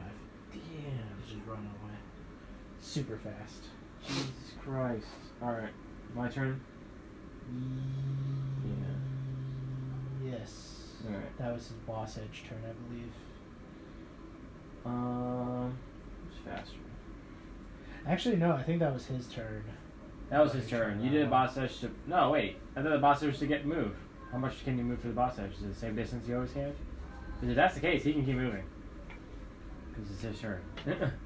Well, no, he can't because he's stunned. Oh, the boss edge ignored the stun? Boss edge... Well, boss edge only does one action. Whether it's major, minor... Oh, and that's what the action was. Okay. Yeah. And then also, because he's stunned, he only gets one action. Okay. Well, I mean, it's Judith's turn. So yeah, no. We'll say that was just his movement, and he still has his boss edge.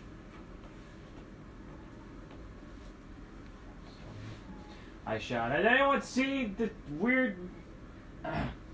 anyone seen Croak? He just ran past here. He's weird, got green eyes. Please help me. This part of the world is pretty uninhabited at the moment, unfortunately. Go ahead and roll a presence check, just to see if you shout loudly enough in order to catch someone's attention. 14-7. You do notice a guard, like, far off on this direction on the road, looks over in your direction, hearing the word croak. And that's your turn. Yeah, I have one more action to do. Well, if you want to do something, go for it.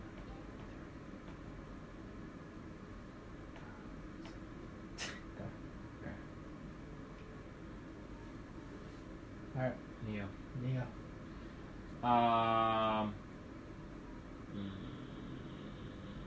don't trust Croak.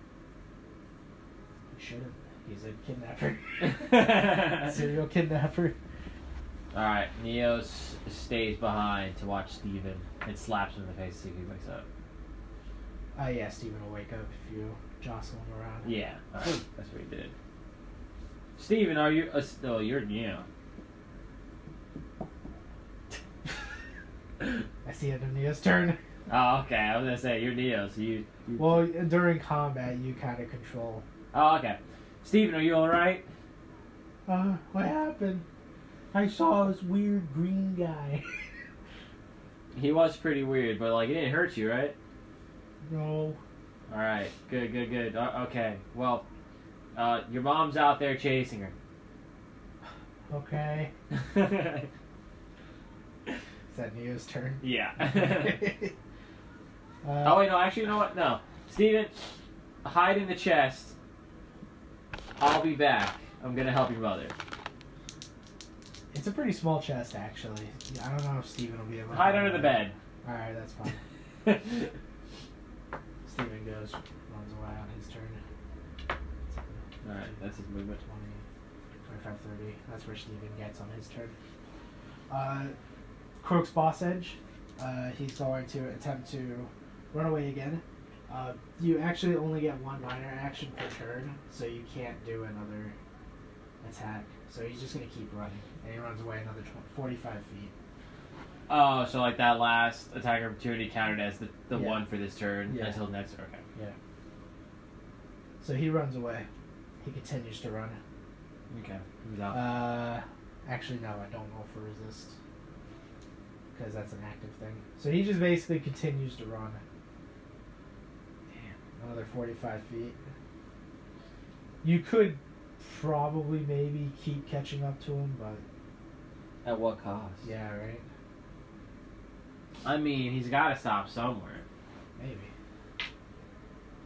5, 10, 15...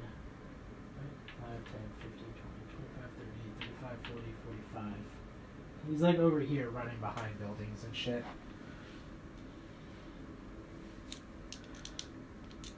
And that is Croak's turn. I'm gonna go ahead and roll real quick for that guard that heard you.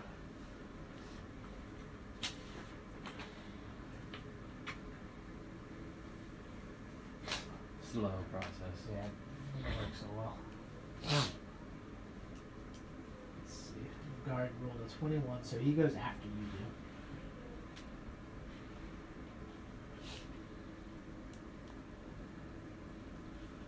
Well, what do you want to do on your turn? You do notice you catch the guard's attention, but he doesn't have seemed to have noticed Croak running away. Well, I point Croak running that way. Alright, roll a persuasion check, I guess. Just because you seem like a crazy lady just running around out of nowhere. 13. Okay. You point over in the direction, and the guard... We'll say the guard was like... I don't want to use that die because I'm going to roll that die probably. The guard's like here. We'll say the guard is like over here. We'll say that currently he's behind the building. So the From guard, my perspective or his from perspective? the guard's perspective, he's currently behind a building. So I'll just do like 5, 10, 15, 20, 25, and he sees a cloaked figure running away at this moment. The guard is also going to do a double dash to try and catch up to him, catch him off guard. Alright. That's the guard's turn. Who's next?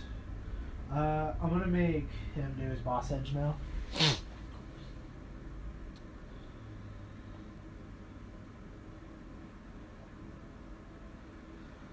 Croak is going to attack.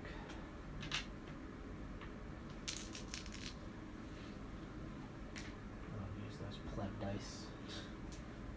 D8's it. There. Croak is real, man. He rolls with D8s. Oh, shit.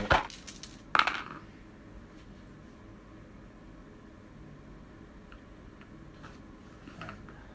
16. That'll do minimum damage to the guard. Croak suddenly whips out 2 daggers that you didn't notice before, like hidden away down in his cloak, behind his cloak. Then takes 2 stabs to the guard's gut. As the guard tries to cut him off guard, all of a sudden the guard is like gasping for air. He's like, "Guards, I need help!" And he like trying to get more people's attention to this fiasco going on. It is now Neo's turn. Alright, Neo. Let's go. He has to go like at an angle. 6. Yeah, you can move another 6, or you can do something else. You know what? 1, 2, 3, 4, 5, 6. That's it. There. It is now Steven's turn. He goes to hide under the bed. It is now back to the top. Croak's turn. Let's see, what does Croak want to do in this situation? I think Croak is just going to continue trying to book it. Alright, that's fine. I mean, that's what he does. Yeah. What he does best. He's a coward.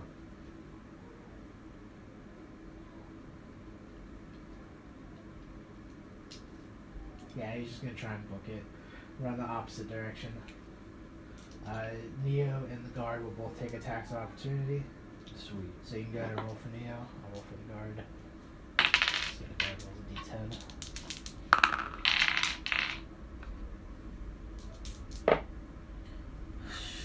Two. Rolled a 2. Yeah, one on the D20, one on the D8. He gets like 2d6. It says here D8. Oh, I'm looking at the wrong thing.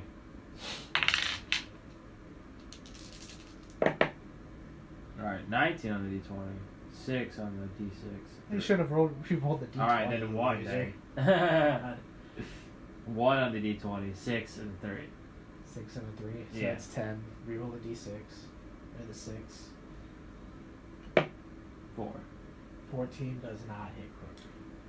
And neither does the guard's 13. Pathetic. Crook slithers away. And just like books it in opposite direction of the three of you as best he can. He seems to be like, it kind of gets to the point where he's constantly just getting cornered by more and more people as more and more guards start to catch wind of what's going on. We'll go ahead and say that at some point you guys got him completely surrounded. And I guess you can do whatever you want at this point. But we'll say that you guys got like just guards completely surrounding him at this point. Alright, I asked the guards if they have any rope and we should tie him up. Well, he doesn't go out without a fight, so you're still gonna have to make rolls. Okay. But you guys have him completely surrounded at this point. I'm just gonna beat him to death. Yeah, Or he might kill us all. or that. Yeah. Yeah, any of those two things can happen. Alright. So I'm gonna go. Wait, You my don't turn? have- Sure, we'll just say it's The guard is all one guard group. Sure. Okay. Then I will slash at him. You're just gonna take an attack at him. Yeah. Okay, go for it. I don't really have anything else I can do. You get 2d8 when you're attacking. Versus Croak's guard 16.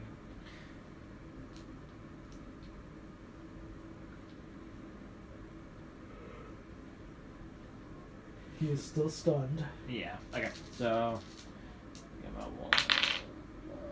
2d6, just like me. Here's 2d8. Me? Judith, yeah. None of this stuff is written correctly. No, that's right technically. It's because of your martial focus. Yeah. Alright, well the D20 was a 14. Okay. 2 and a 6. So 14 plus 6 is 14 plus 8 is 22. That is an 8. What is this? I rolled a D. You deal 6 points of damage to Croak. I rolled a D10 for that one, but it was below an 8, so 6. 6 points of damage to Croak.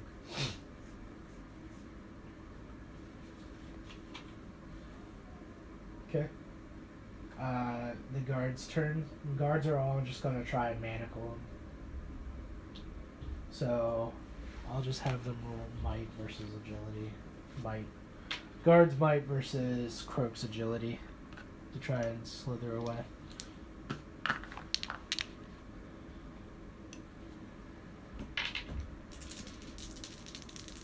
Croak's agility. It is pretty low. But it did explode one of the d8s. Alright. So 23 for the guards. 11, 19. He exploded the other d8. Croak slithers away from the guards' manacles.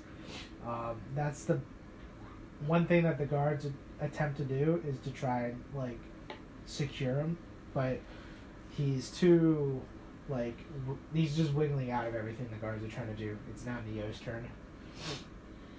Alright, Neo is going to.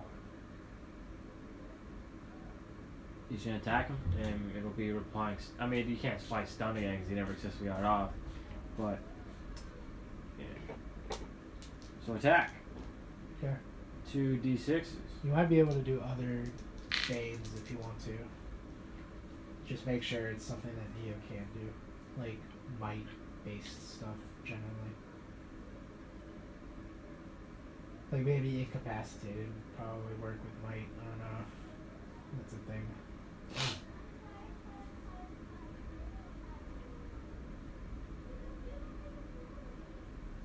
Yeah, I can do immobile.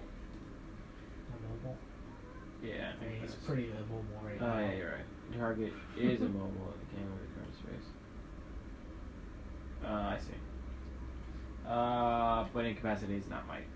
It's agility. He has agility. How many points? 3. He's got 3 points in agility. And what's the power Oh, level? it's 5. Yeah.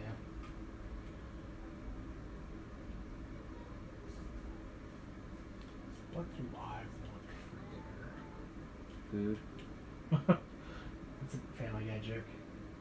When Brian gets glasses for the first time, he's like, "Oh wait, ask me that again." And Lois asks him, "What do you want for dinner?" And he's like, "What do I want for dinner?"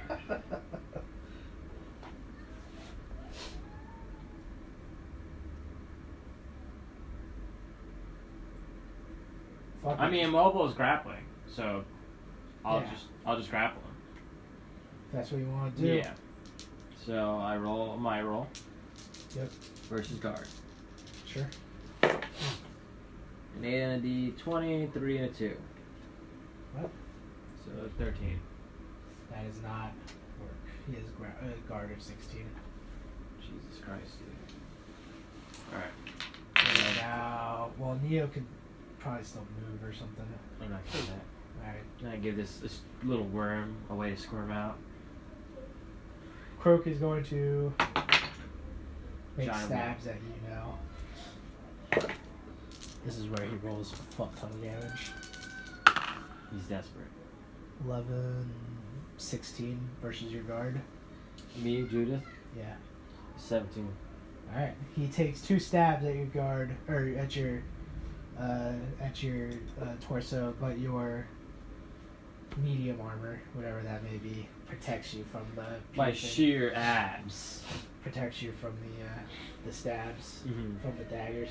At this point, Croak is starting to look really, Yeah, so now he's done. yeah, he's starting to look pretty defeated. Yep. But I'll go ahead and say it's Judith's turn still. Alright, Croak, you can give up now and we won't hurt you, or we're gonna inflict as much pain as possible. Roll a presence check.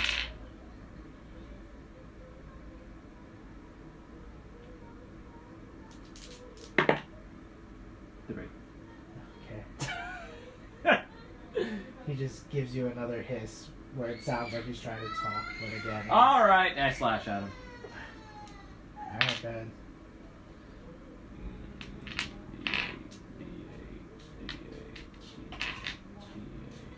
Fucking idea here. Right there.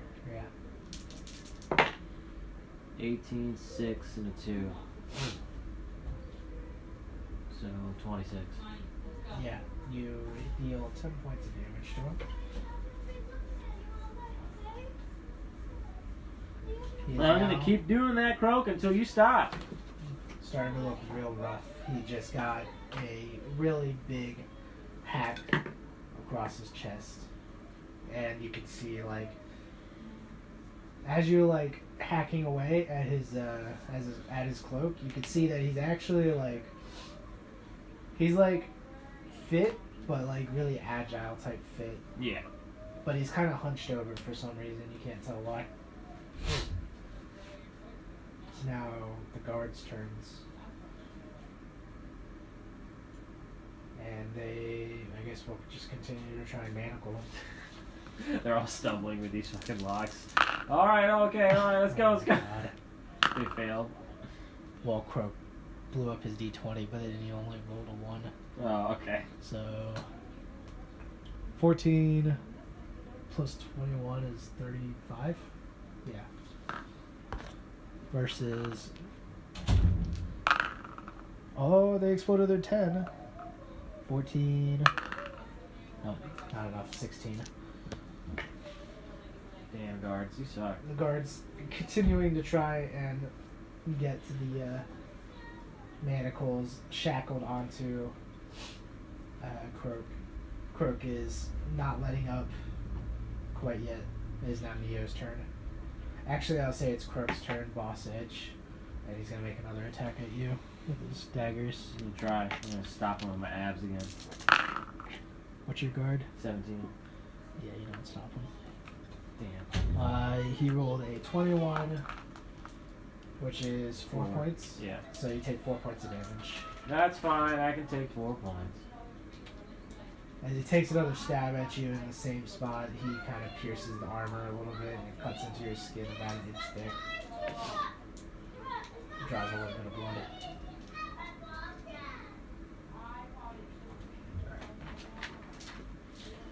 Okay. I'm like, Croak, you're gonna die here if you don't give up. I'm giving you one last chance before I down you. Neo's turn. Oh yeah. Neo's turn. You should listen to him, Croak. Oh, her. Listen to her. You're just gonna die here if you keep fighting us. Roll perception check for Neo.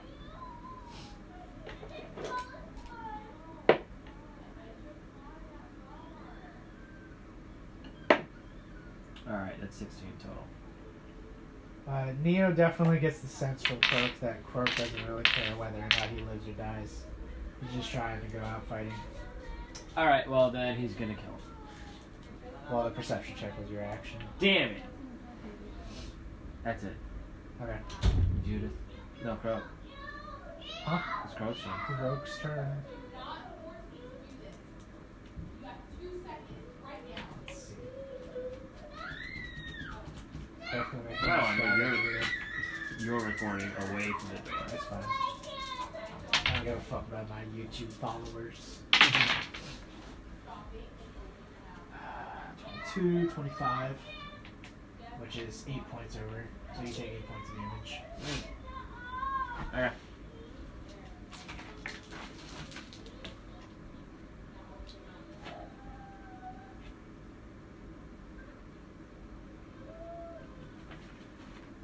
Oh shit, I forgot about that. Oh, whatever. I meant to have him do 2 attacks per round, Oh, wow. but I forgot. Yeah. That would be a problem. It might have been. Well, he doesn't. He gets a little bit of disadvantage on it, so it probably wouldn't have been that bad. Alright. I'll just have him start doing that now. Actually, well, yeah. I mean, you just didn't attack. You can do another Go one. ahead. No, because I didn't roll a disadvantage, so it doesn't. Alright. Alright. Well, Judith's turn, yeah. I'm gonna attack him. I'm gonna slash him. I'm gonna do the biggest swing I can. Go for it. It's a mighty swing, man. You ready? Yeah, I'm ready for it. Cha! 15, 8, 1. I explode the 8. Hold on. Let's count that up. It's 16 plus 8, which is 24. 24. Alright. You don't believe it? Nah. My bad. I already started rolling it. There's a 13. Yeah. A 1. Okay. So 25 Yeah. versus 16, which is 9 points of damage. Starting to look pretty bad. Oh my god. That was my biggest swing. I can't do another one. It's true. Possible. We're just hacking away with this serial kidnapper. I mean, the thing says dead or alive, so. Yeah, but I was assuming he wanted more self-preservation, but I guess Croak is... No, Croak doesn't give a fuck. Croak doesn't care. He just wants to steal kids. Either he gets away with this or he dies trying.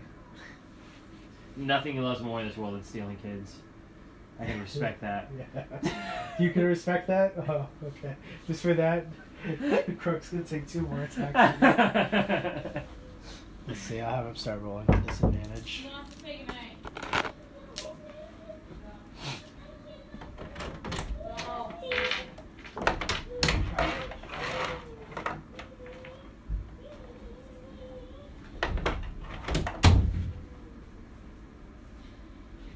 Alright. Ready? Yep. Alright. Takes 2 attacks at you. He gets disadvantage 1 on both attacks. Let's get Steven out of here. Fucking loser kid. Okay, so he misses that first one for sure. Second one is a 25 versus your guard. Oh. Okay. Well.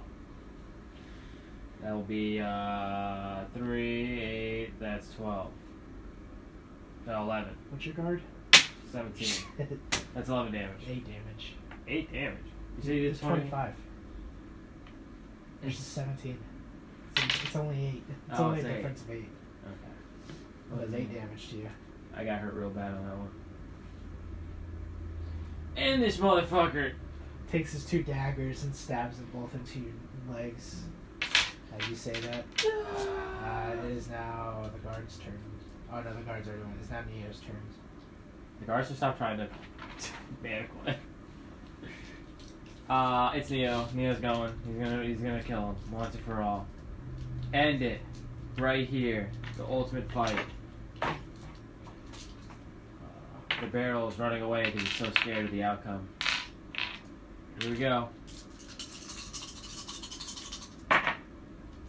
14, 6, 2, 22. 3. 5. 15, that's 9 points of damage.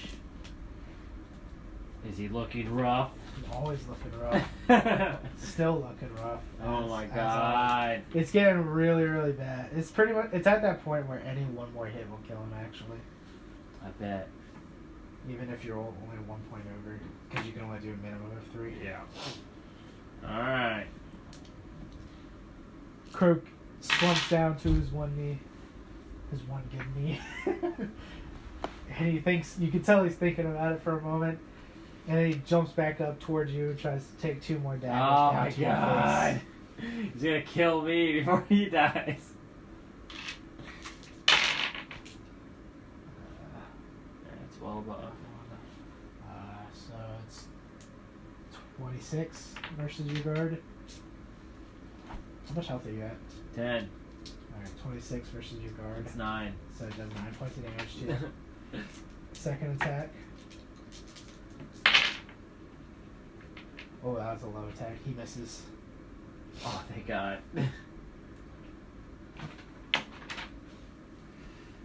You slump down to one knee, and after he slumps down to his one knee,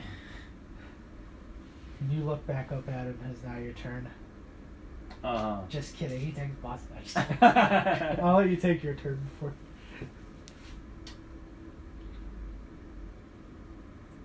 I will just struggle to get back up.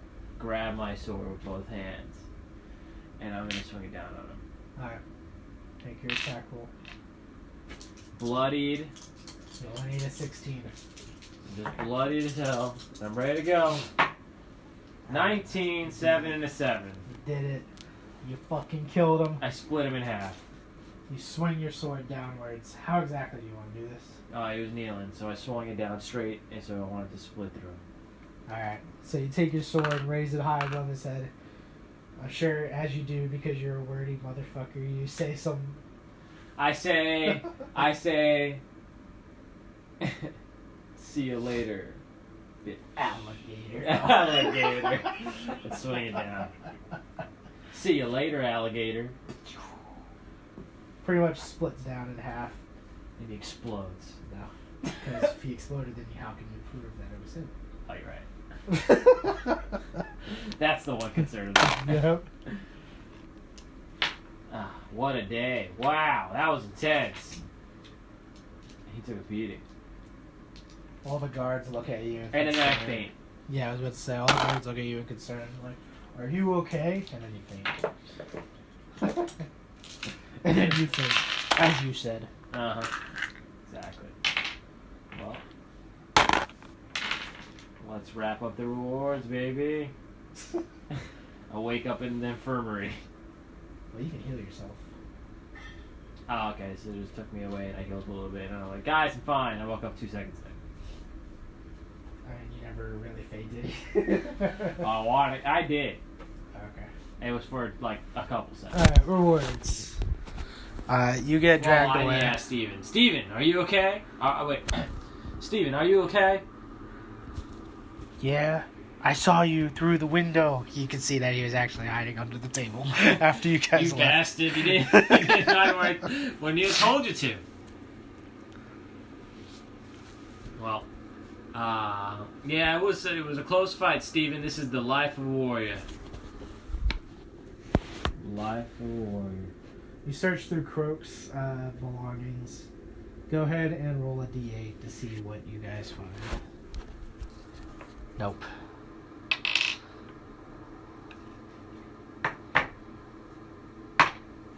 One.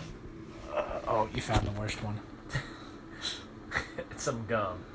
You dig through his pockets and you find a coin purse, and that was pretty much all he had on him, other than like he had the green cloak on. The daggers. He had a couple daggers. They're just kind of regular daggers. You can take those if you'd like.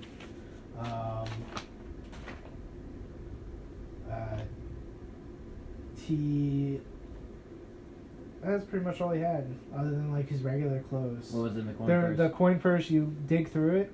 Eventually, whenever you do, you find the time to count through it, and you find 109 gold. It's going to be split between you and Neo. Okay, so 50. Just say Neo will give you the extra gold piece. Okay. So you get 54, he gets 53. Or 50, you get 55, he gets 54. So what? That would be 5 platinum, 4 gold. Well, 55 gold. Oh, it's 5 gold. No, 55 gold. I That's thought what it was- you find.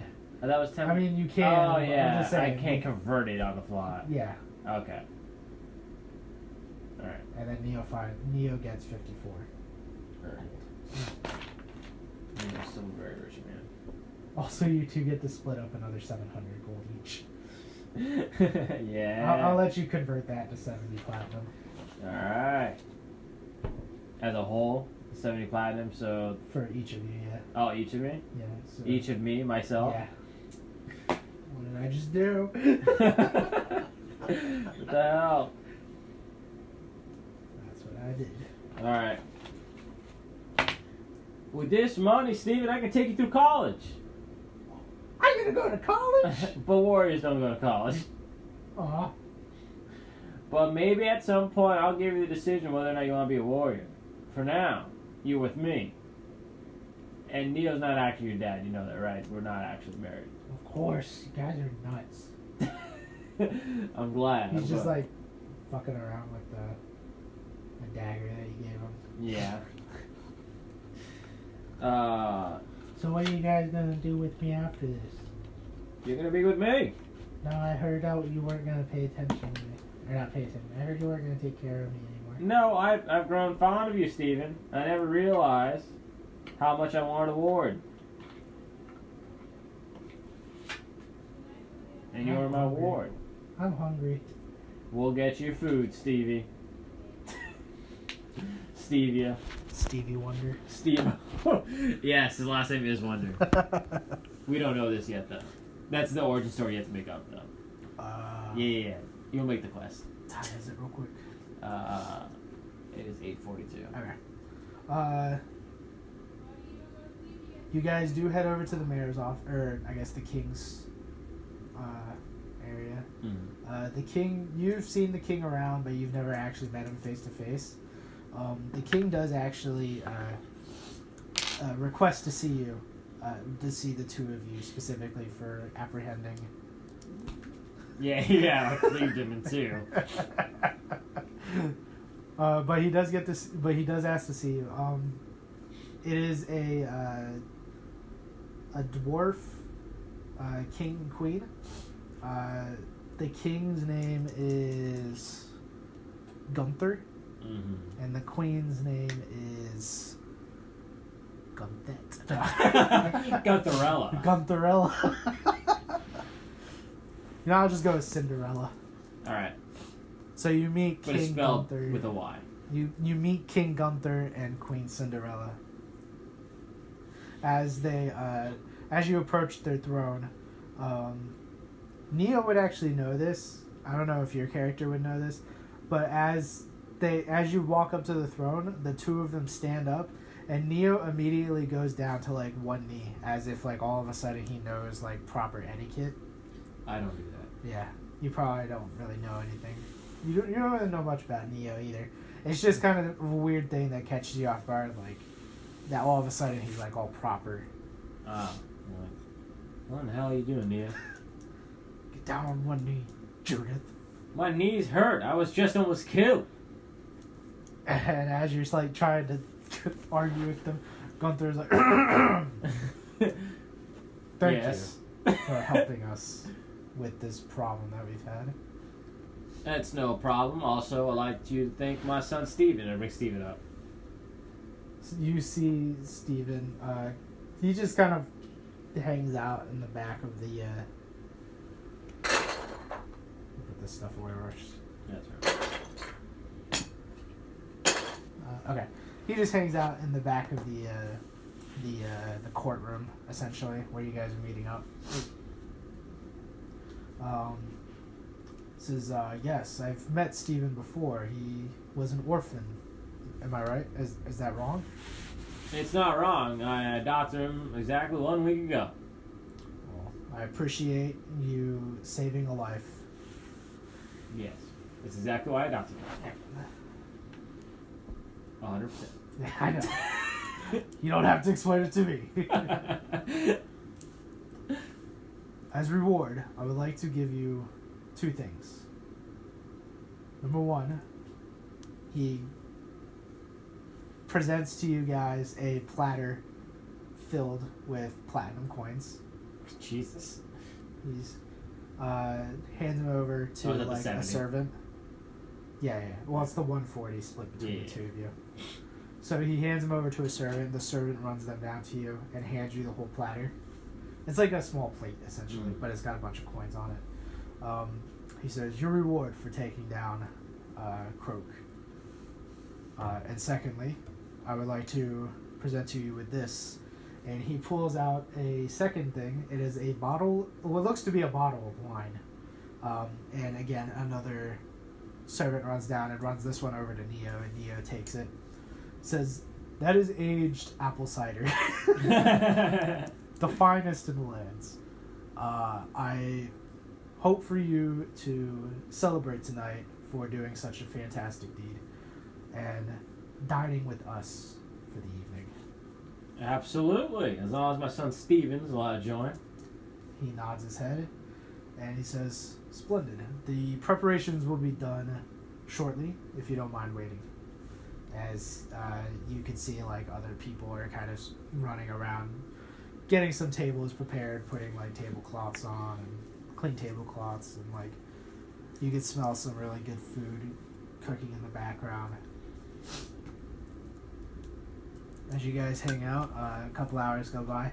You do split up the 70 platinum between the 2 of you, so you got that. Yeah. You also have aged apple cider. You could choose to drink that now if you want, or hold on to it. I'll let Neo decide. Maybe you're playing Neo. No, I know, which just means I'm gonna flip.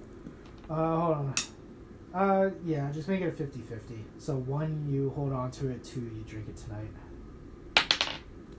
Alright, Okay. so hold on.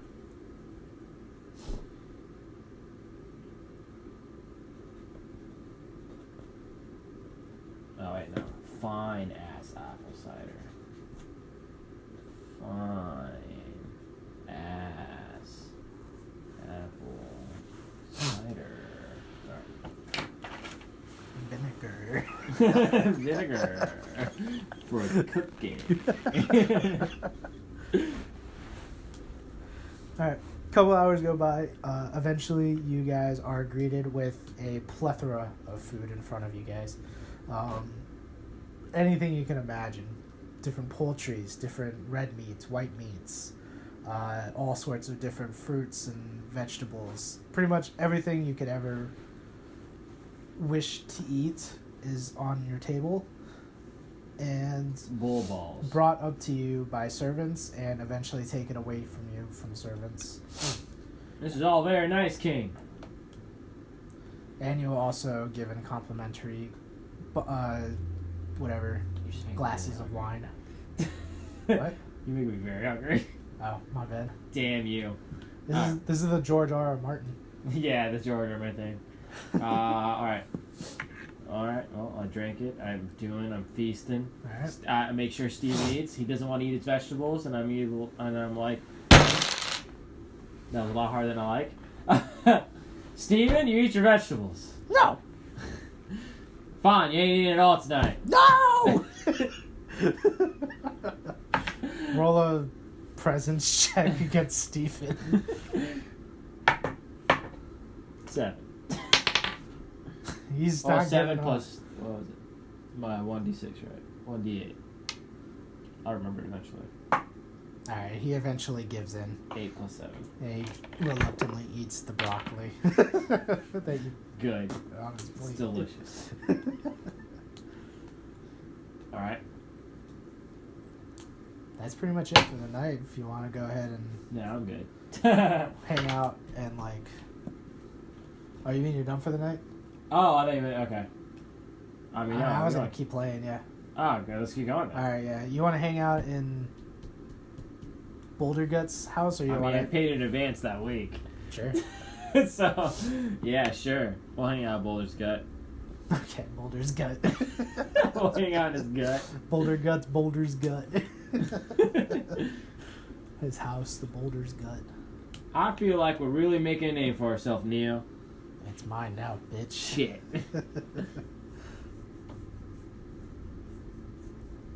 Get to him, get to him. Aw. Get to him, get to him, get to him, get to him. Aw. That got you again.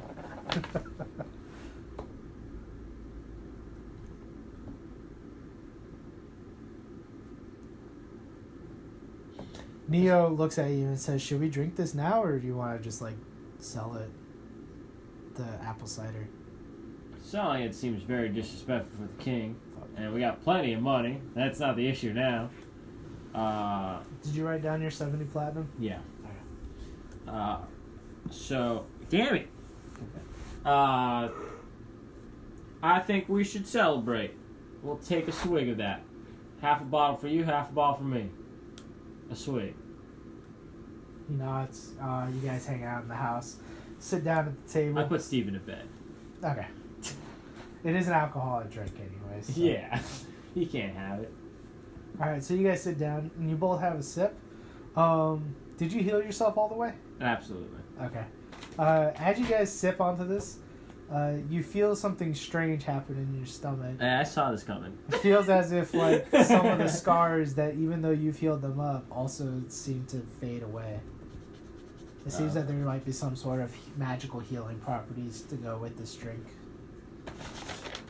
I feel 10 years younger. And then I turn to a baby. Okay. Dun dun dun. That's good. Now Neo, Steve has to take care of us. Neo walks over here and watching Steven sleep. He's like, "Are you actually gonna take care of this kid?" Yes. I don't know. I grew quite fond of him in our bid when he was training. To see someone grow up with a real childhood, unlike me, I like the idea of giving somebody else that opportunity. You've only known him for a couple days. Yeah. Well, I know more about him than I know about you. I mean, you could ask questions every once in a while. Look. You're just so chatty, and I know everything about you. Look, Neo, we're not talking about us. It wasn't a thing. Calm down. Now. No, I'm not saying that either. God, you're so fucking annoying to talk to sometimes. I know, I'm sorry. But you know what I'm saying, though? I had no childhood. Not one that I wanted, and I want to give it to this kid. What you wanted to give it to this kid. What are you going to do for the future? I'm going to train him. He's going to be strong. He's going to be kind. He's going to be the most revered hero of all of Willow. That's going to be me, though. Neo, alright, now I don't like it when you joke around. It's not very funny. It's not going to be you, then? Look, it'll be me, but I'll be dead at some point. Am I right? Even with my Yeah, you celestial got me. ball. You're gonna die at some point. I will die at some point. that great DM in the sky is gonna end me. Although I kind of doubt it'll be his fault. Most likely through some bullshit. That you decided to run into yourself. But either way, he will outlive me, and he will become the greatest hero that ever lived. Or he'll become a really good mathematician. Either one of those things will happen. Either one of those things? Yeah. One of those two things. I think I need more drinks.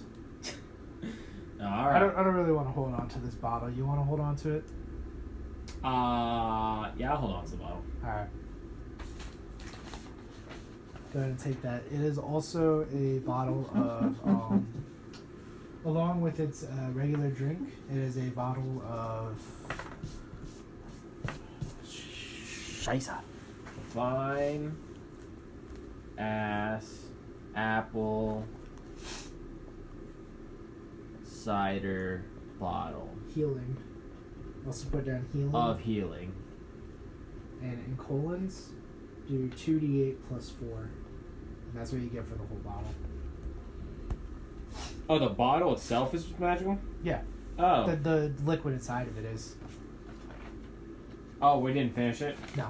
Good. I say you only took like a sip out of it. Yeah, fine. Basically, if you want to chug it, it's like it gives you 2d8 plus 4 healing. Chug. Just Just and that's a continuously bonus heal. action, so it's like. But it doesn't like improve me?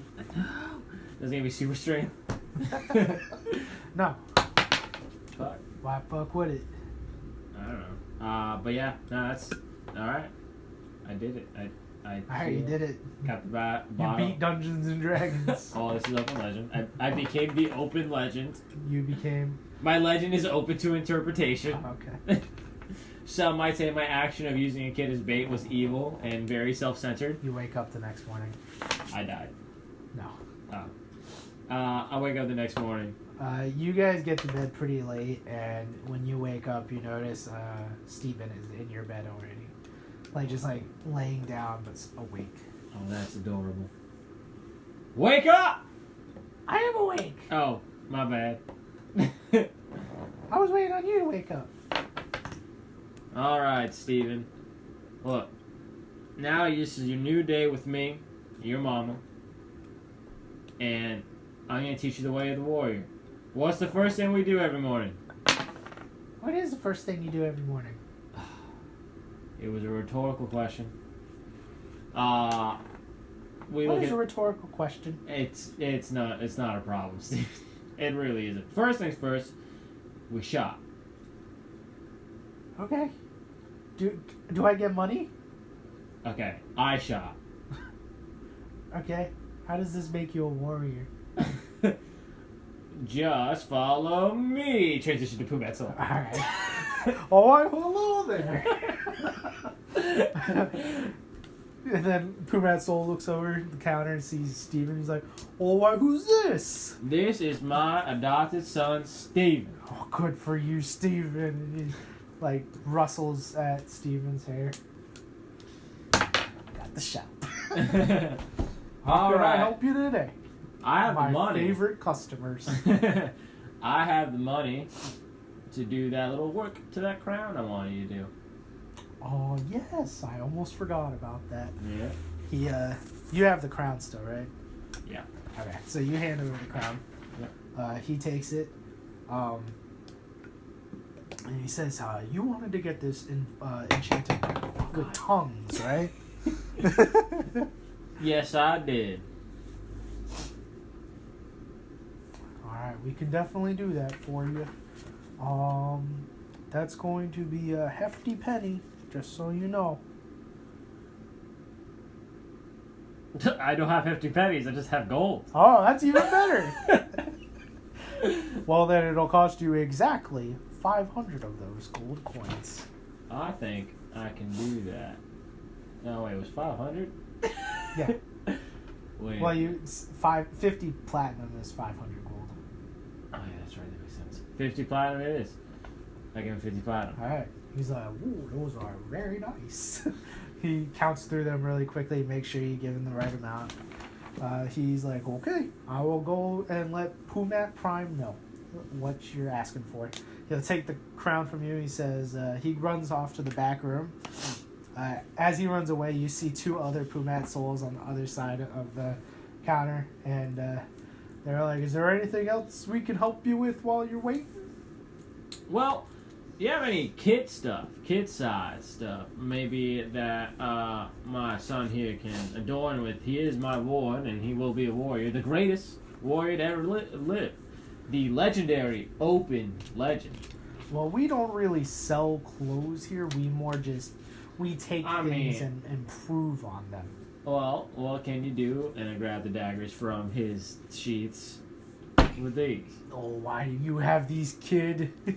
He goes and reaches for the daggers. He's like, I can do lots of things with these. What kind of enchantments are you maybe looking for?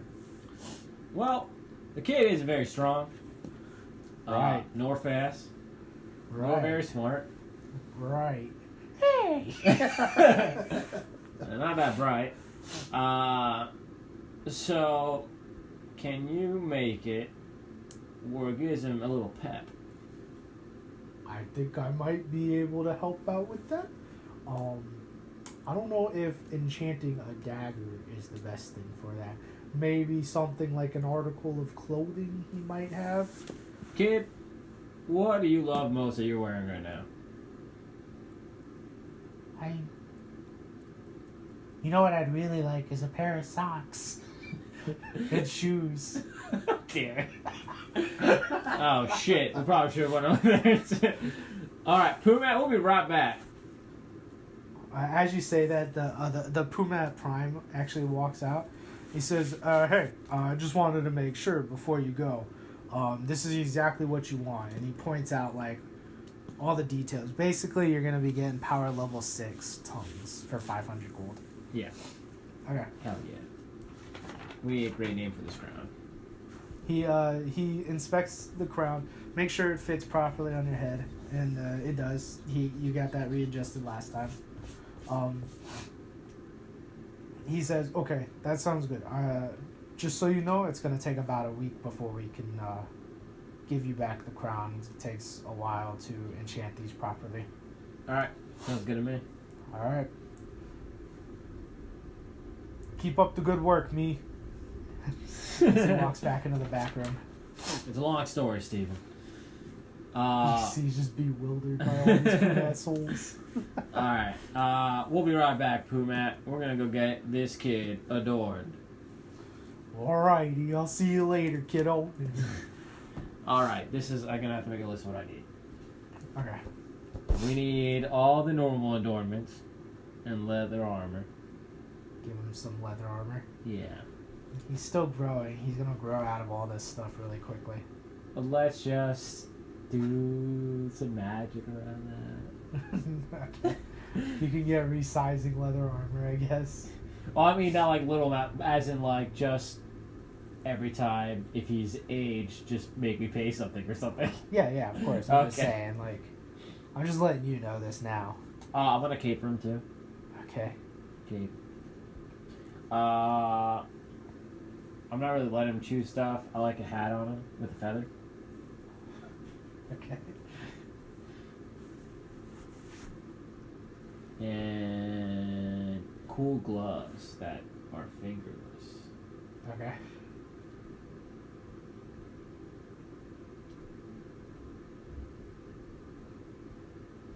And you know, Steven, you know what would make it? You're a kid. You're not that terrifying. You know what would make you cool? What? A tattoo on your face. Neo interjects, of course. He says, Judith, I don't think a tattoo is a very good idea for a kid. They do it all the time. Look at the orcs. Those aren't kids. Oh, now you're saying orc kids aren't kids? Disgusting, Neo. Or nobody would ever give their kids tattoos. Well, maybe you. Okay, fine. I'm gonna buy paint supplies. Paint supplies? Yeah. Oh, okay.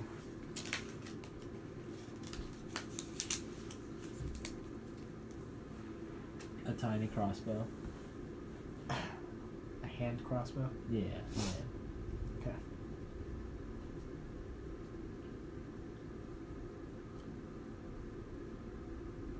And can I buy an invisibility potion? I mean, you can search for one. Yeah. Yeah. This is just your shopping list. Yeah. Yeah, that's fine. All right. This is what I'm looking for here. Leather armor, a cape, a hat with a feather, gloves, fingerless, paint supplies, and a hand crossbow and invisibility potion.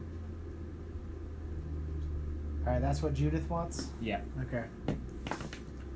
Can you think of anything that Neo might want, or you want me to just go back to Privat He Souls? wants to be cool again, but it ain't gonna happen. Neo actually does remember that there was that lucky charm that they had last time. Oh yeah, he can totally just buy that now. Yeah, the dodecahedron or whatever. Yep. Totally. Alright, what does Neo want? I'm going to write down lucky charm for now. Yeah. And he should probably get something enchanted.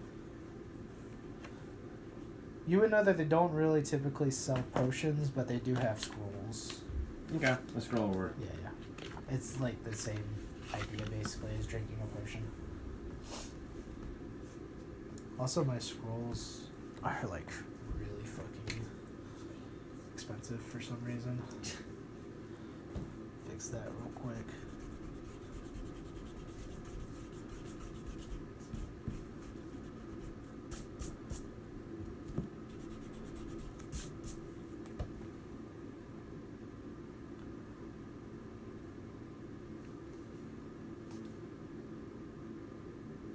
Okay. So, I talked with Neo for a bit, and I convinced him that he needs to spruce up some of his gear. And specifically, I said, why not enchant that shield of yours? I mean, I know you use it for blocking, you use it for bashing, but what about blinding?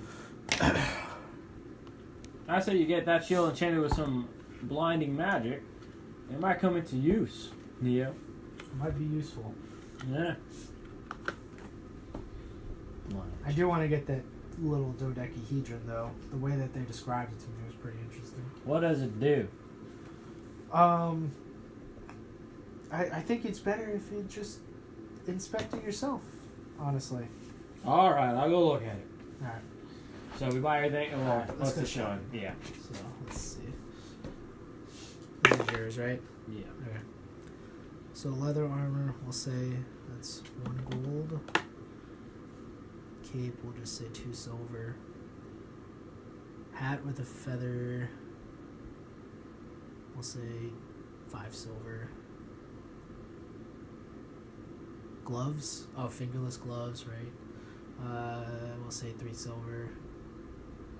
As fingerless gloves are very inefficient in a place that is constantly snowing. What is paint supplies. Let's say 1 gold for like a full set of paint stuff. Hand crossbow, I'm gonna have to look that up. And an invisibility scroll. What is the power levels for invisibility? Should be a Baron.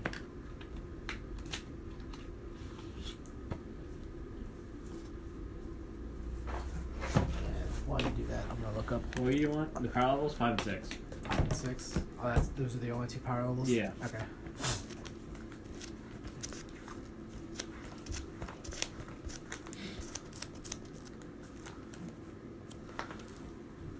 Oh, you suck. That's not it.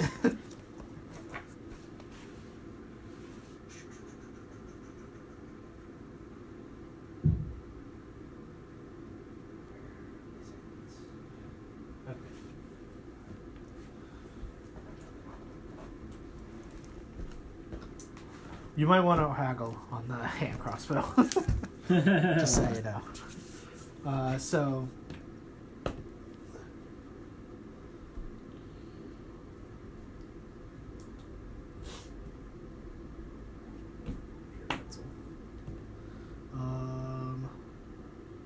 Alright, we'll get to the hand crossbow. Basically, those prices there are non-negotiable, so you definitely are going to pay those ones that I've written down. All right. And then when you get to the, you find a hunter's shop, and you walk in and you can see like mounted heads of different game, like boar, tigers, Okay. all sorts of like dangerous animals. You also can see like behind a counter there's like a big display of different weapons and ammunition for these different weapons, and they do have a small, for you it would be good for like one hand crossbow, but for someone like Steven who is still really young, it would be like used with two hands essentially. Okay. But he does have one of those for sale. You see two guys, both brothers, or what you assume to be brothers, both elvish in nature, and they are arguing about something. Sounds pretty petty to you when you walk in. You're not really sure what the root of the argument is, but eventually one of them notices you and is like, "Hey, sorry, you had to hear that. Welcome to the Huntsman. We have all sorts of stuff for sale. Is there anything in particular you're looking for?" Well, how much is that hand crossbow? How do you increase this? Oh, there we go. I it's see it. Yeah. Yeah. Have we made Kingdom Hearts blanket? Of course we do. And then why'd you put all these books on top of it? Oh crap, I forgot. I don't even know why. Thank you. Alright, so you walk in, you ask about a hand crossbow, and he looks up at the there's like shelves above him, and that the hand crossbow is like sitting up on, and he reaches up towards near the top shelf and brings it down to you. He says, "What do you think?" And he hands it over to you to inspect it. You got anything smaller? No, this is the smallest crossbow we hold. We do have some smaller short bows. No, this kid is too weak. This is for the kid? Yeah, of course. He's gonna be the greatest My warrior. name's Steven! His name's Steven. He's Oh. my adopted son. It's nice to meet you. My name is Al Gore. He greets Steven. Yeah, I need something he can use at a distance that won't be encumbering. Why are you taking this kid hunting? For family time. For family time. Right.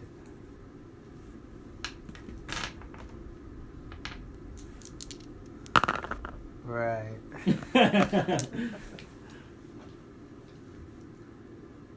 Okay. That crossbow in particular cost around 80 gold pieces. Okay. Also, ammunition for it, for every 10 bolts you want to buy, that's another 1 gold. Are you sure that this is a good idea? You don't tell me how to raise my son. Okay, I'm sorry. You're right. Now, for that disrespect, I think I can buy that bow for a little less than what you're selling me for. 80 gold pieces is the best we can do right now. I don't know. I think I got 70 gold right here. Roll a persuasion check. Best type of check. 19. Oh yeah, I forgot smelly water. Ugh. Sorry. Ugh, smelly water. Oh god. I Here, go empty it out and refill it for me.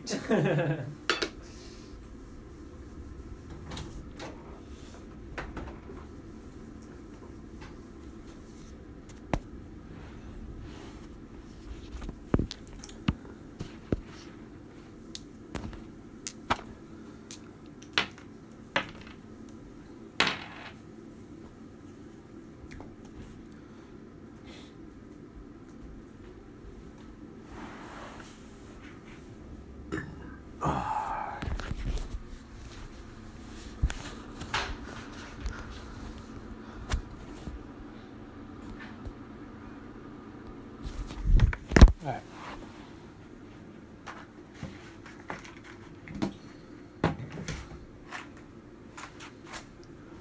What did you roll for persuasion?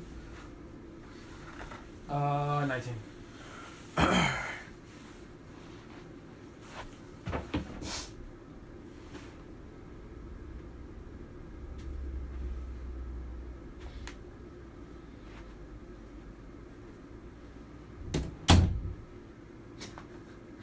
Thinking long and hard if he wants to put that 10 gold down. Yeah, it's true.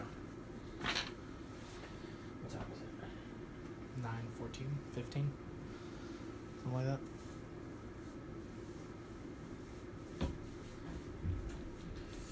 It's cold as hell, man. Go steal back that Kingdom Hearts blanket. I know, right? 9. Sorry.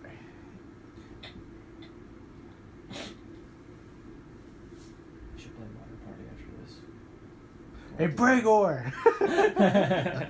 Alright. Bregor! And like suddenly you see another guy come out. He's like, "What the?" And he sees the kid. He's like, "What the heck do you want?" He's like, "Bregor, I was trying to get 80 for this crossbow, and they want 70. What do you think we should do?" Bregor is like, "It cost 80, ma'am."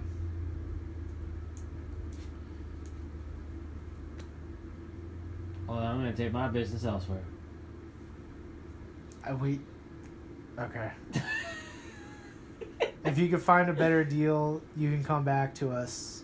Right here. I pull out a sheet of paper. I found this on a website. It was 70 gold. No.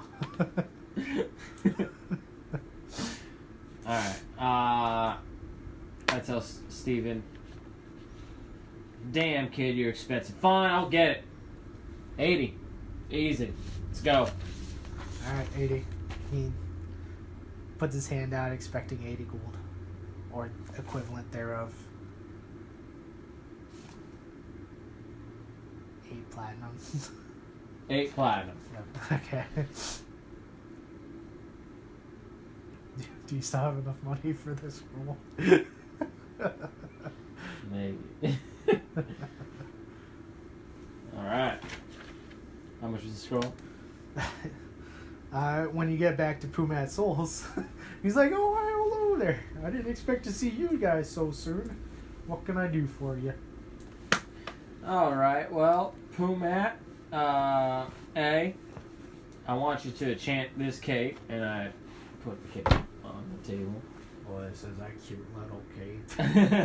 How does it fit around you? He like starts trying to. Oh, Pumat ain't for me. You know that. It's for Stevie over here. Oh, of course, Steven. Uh, Is that, "Oh, and- you're so adorable, Steven." I want to chant it with something. And what shall that something be?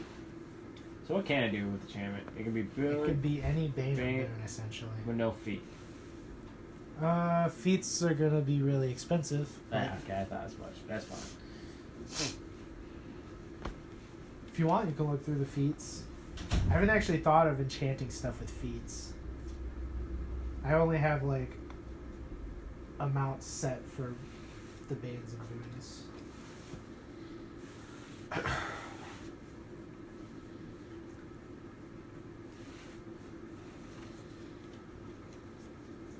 I want. Oh, this is interesting. With aura, I would have to enchant it with an aura, and then the thing I want to add the aura for. Yeah. It's quick. What was this? 40? That bitch. There's boss level 1.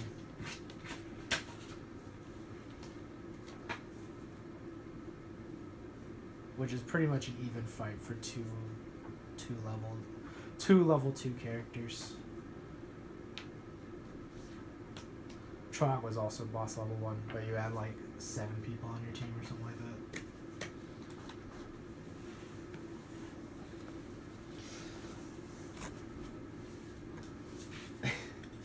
I'm assuming it's expensive, so I'll ask anyway. Alright. Well, Can you, leaning close to Pumet's soul, chant this cave with an aura of death?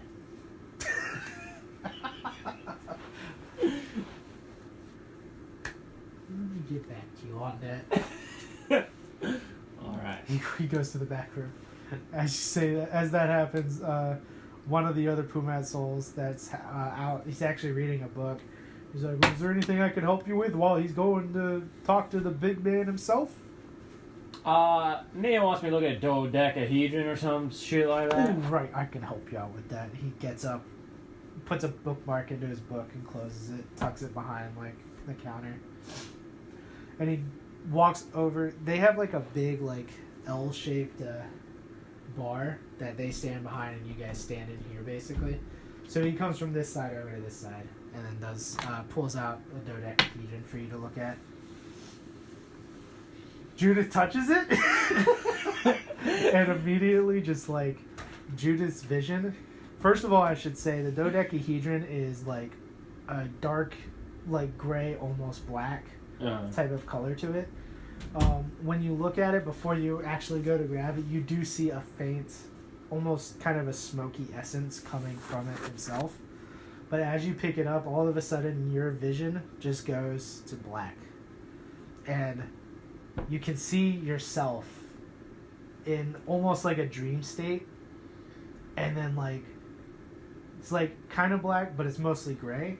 And you can see like around you, it's not just a solid color. It's almost as if like, it's like billions, trillions of little tiny threads that are all like interweaving as this like blackish gray type of essence, right? And you look ahead and all of a sudden you see like at a far off place just a single pinpoint of white, and then another, and then another, until all of a sudden you start to see hundreds, then thousands, then tens of thousands of these lights starting to pop up. And then a single light appears in front of you. It's just like a wisp of a glowing white, faint white type of, just like a, I don't know, like an essence of something. And it's just floating in front of you. What do you do? He wants me to buy a club drug? What the hell? I'm sorry, are you a wisp, a spirit of some sort? Okay. I'm gonna put my hand on you. You go to touch the wisp? Yeah. Alright. You slowly go to reach forward, and as you do, you can see it's naturally starting to gravitate towards you. And eventually your index finger touches with the wisp. As the wisp sinks into your finger, and it almost feels like it's something crawling through you, till it eventually reaches to the sternum of your chest. And then you wake up, or like, you know, you're back to the shop as you're holding on to the dodecahedron. Pumat, what in the hell was that? It's great, isn't it? I love seeing it every time. I'm not buying that. No, it's so cool though. I don't even know what happened. If you could explain to me what in God's name happened. Please, Judith, if we may. What you just experienced was a node of luck. Let me help you out with this. Pumat punches. Christ! Pumat goes to punch you in the Steven must have face. flinched. What's your guard? He rolled too low anyways. 17. He rolled too low. I kind of want to give him advantage. Go ahead. Okay. Nah, he rolled too low. He goes to punch at you in the face, right? And then you like quickly dodge out of the way. You're like, what the Nice f-? go.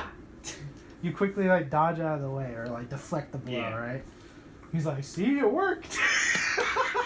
Pumat, that was me. I did that. I know how to dodge a punch. Yeah, exactly. It was you.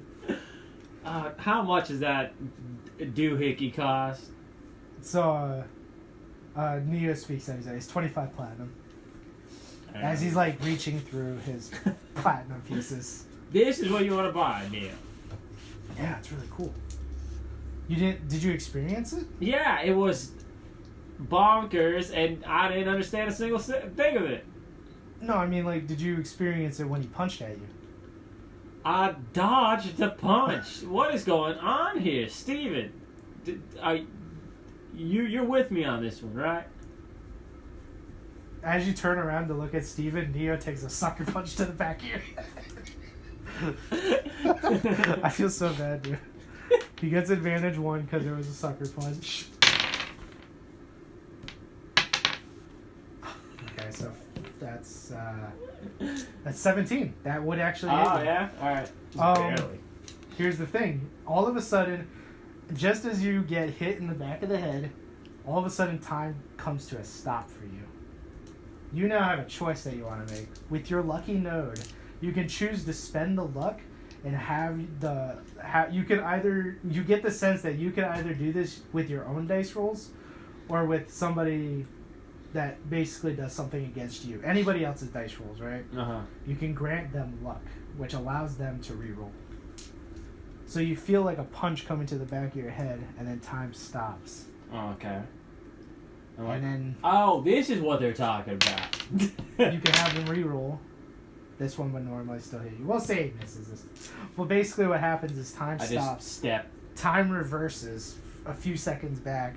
And then you're talking, all of a sudden you're back to talking to Steven. But then you remember Neo was going to punch at you, so then you dodge out of the way even though you don't see him punching. And he almost stumbles forward. Like over the counter. And he does. And I say, I'm sold. I'll be buying it, Neo, for Steven. No, this is what I wanted to get. Alright, how much was it? 25 platinum piece. He's like, no, Pumat, I wanted this. Pumat, I I'll don't pay even you have 30 enough. platinum pieces for it. I don't even have enough. I forgot I spent it all on that stupid crossbow. Alright, you can have it anyway, Neo. That's fine. Okay. This is Neo's luck counter.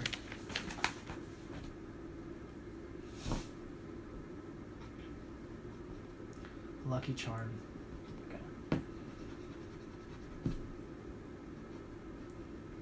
And that was how much? 25 platinum.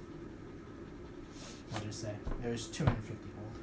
70 minus 25. It's 45.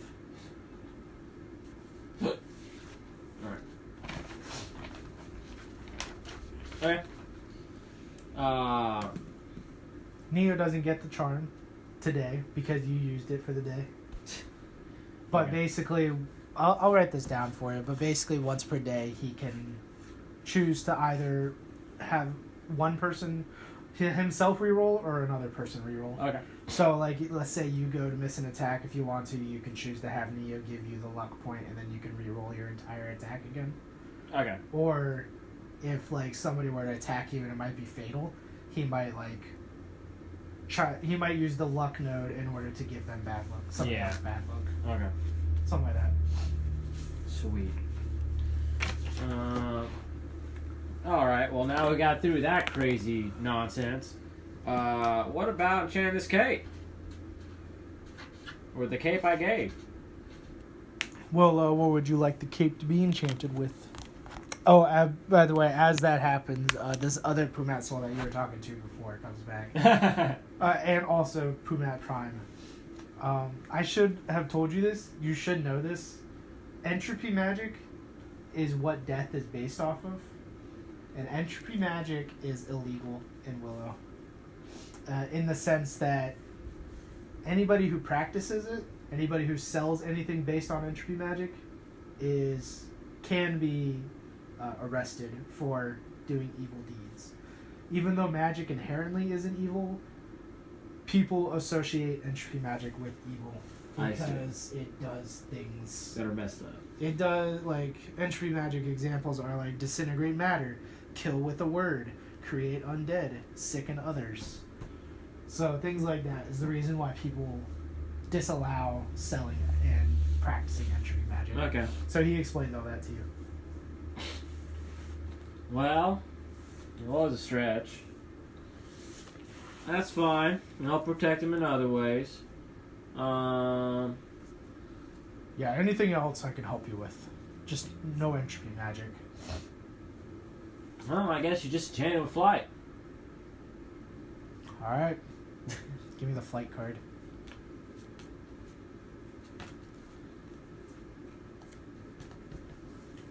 He looks at the cape, says, I can definitely do this for you.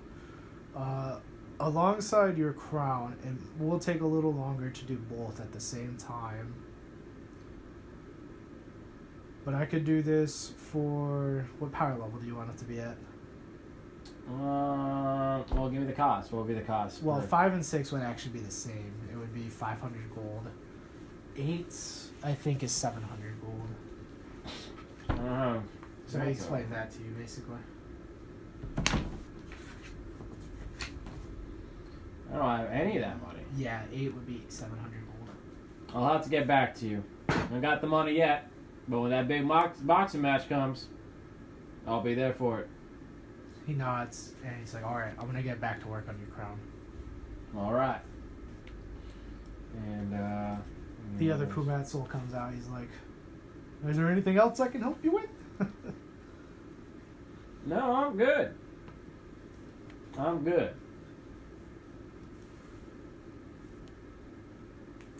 Okay.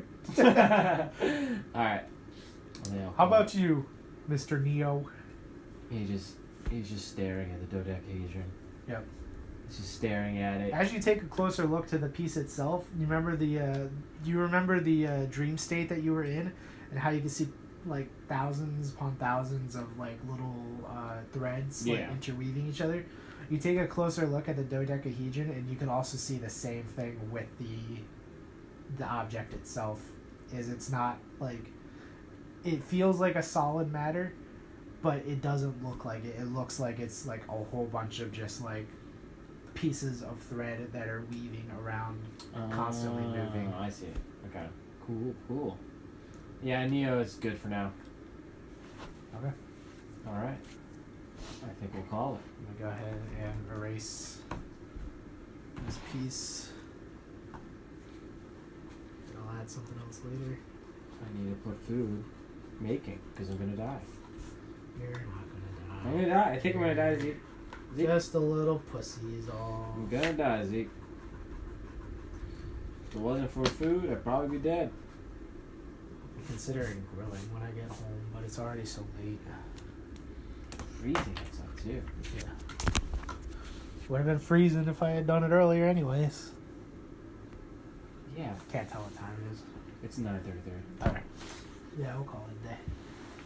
Pretty good. Call it a day. Every day at Pumat Souls. Yeah, pretty much. Always ends at my favorite store, and you're gonna make it a mission where Pumat's gonna go there and it's just burn down, and it's this epic mission. No, of course not. No, instead, one day Pumat Soul will confess his love towards you. I made a lot of progress. I got a son today. You got a son today? Yeah. You're getting that helm or that crown Uh-huh. enchanted with tongues. What does power level 6 tongues do? That was you can read writing. Oh, okay. Right? That's not the one I got. I got the level below it. There's only 2 levels, I remember. It's 5 and 6. Okay, and so 6 is the one with writing. Yes. yeah, you could pay for. Basically, power level 5 and 6 are both the same. That's the way I've written it. Okay. So it costs the same amount either way. So I get both? Yeah. Okay. You get to enchant it with power level 6, which means you can do 5 you can do 5 and 6. Alright, so that means I get to read that shit. You can read and write, and you understand how to speak, and you get the language. I'm entirely, amazing, is what you're basically. saying. Sort of. Nope. Just sort of. Guaranteed. I was hoping Croak went alive. Well, I don't know his reason. Or an entire philosophy for his reason for kidnapping kids. Also, we don't even know where the hell the other kids are missing. Yep. Damn it! No clue. We completely forgot. Some of the king. Everyone forgot. I mean, I think most people presume that the other kids are dead. Oh, so we just assume he killed them. That's what other people seem to assume. We're gonna find out it was Pumat's soul the whole time. Okay. Just, I don't go back there because there's just 6 kids there. No, working you know what away. happens? You go there and you meet Carlos again. Oh, God. Well, I was assuming that was... Oh no! My God! My goat has gone missing again. He put a different name because people wouldn't listen to him as Carlos. Yeah. He changed his name to See. Darlin Hote. Yeah, sure. Who's that? That's the guy who wanted to look for a goat. Oh. Yeah, winning milk goat lost in nearby wood. I almost took it too. It would have been so much simpler. But I want to have... I was actually thinking about doing that whole...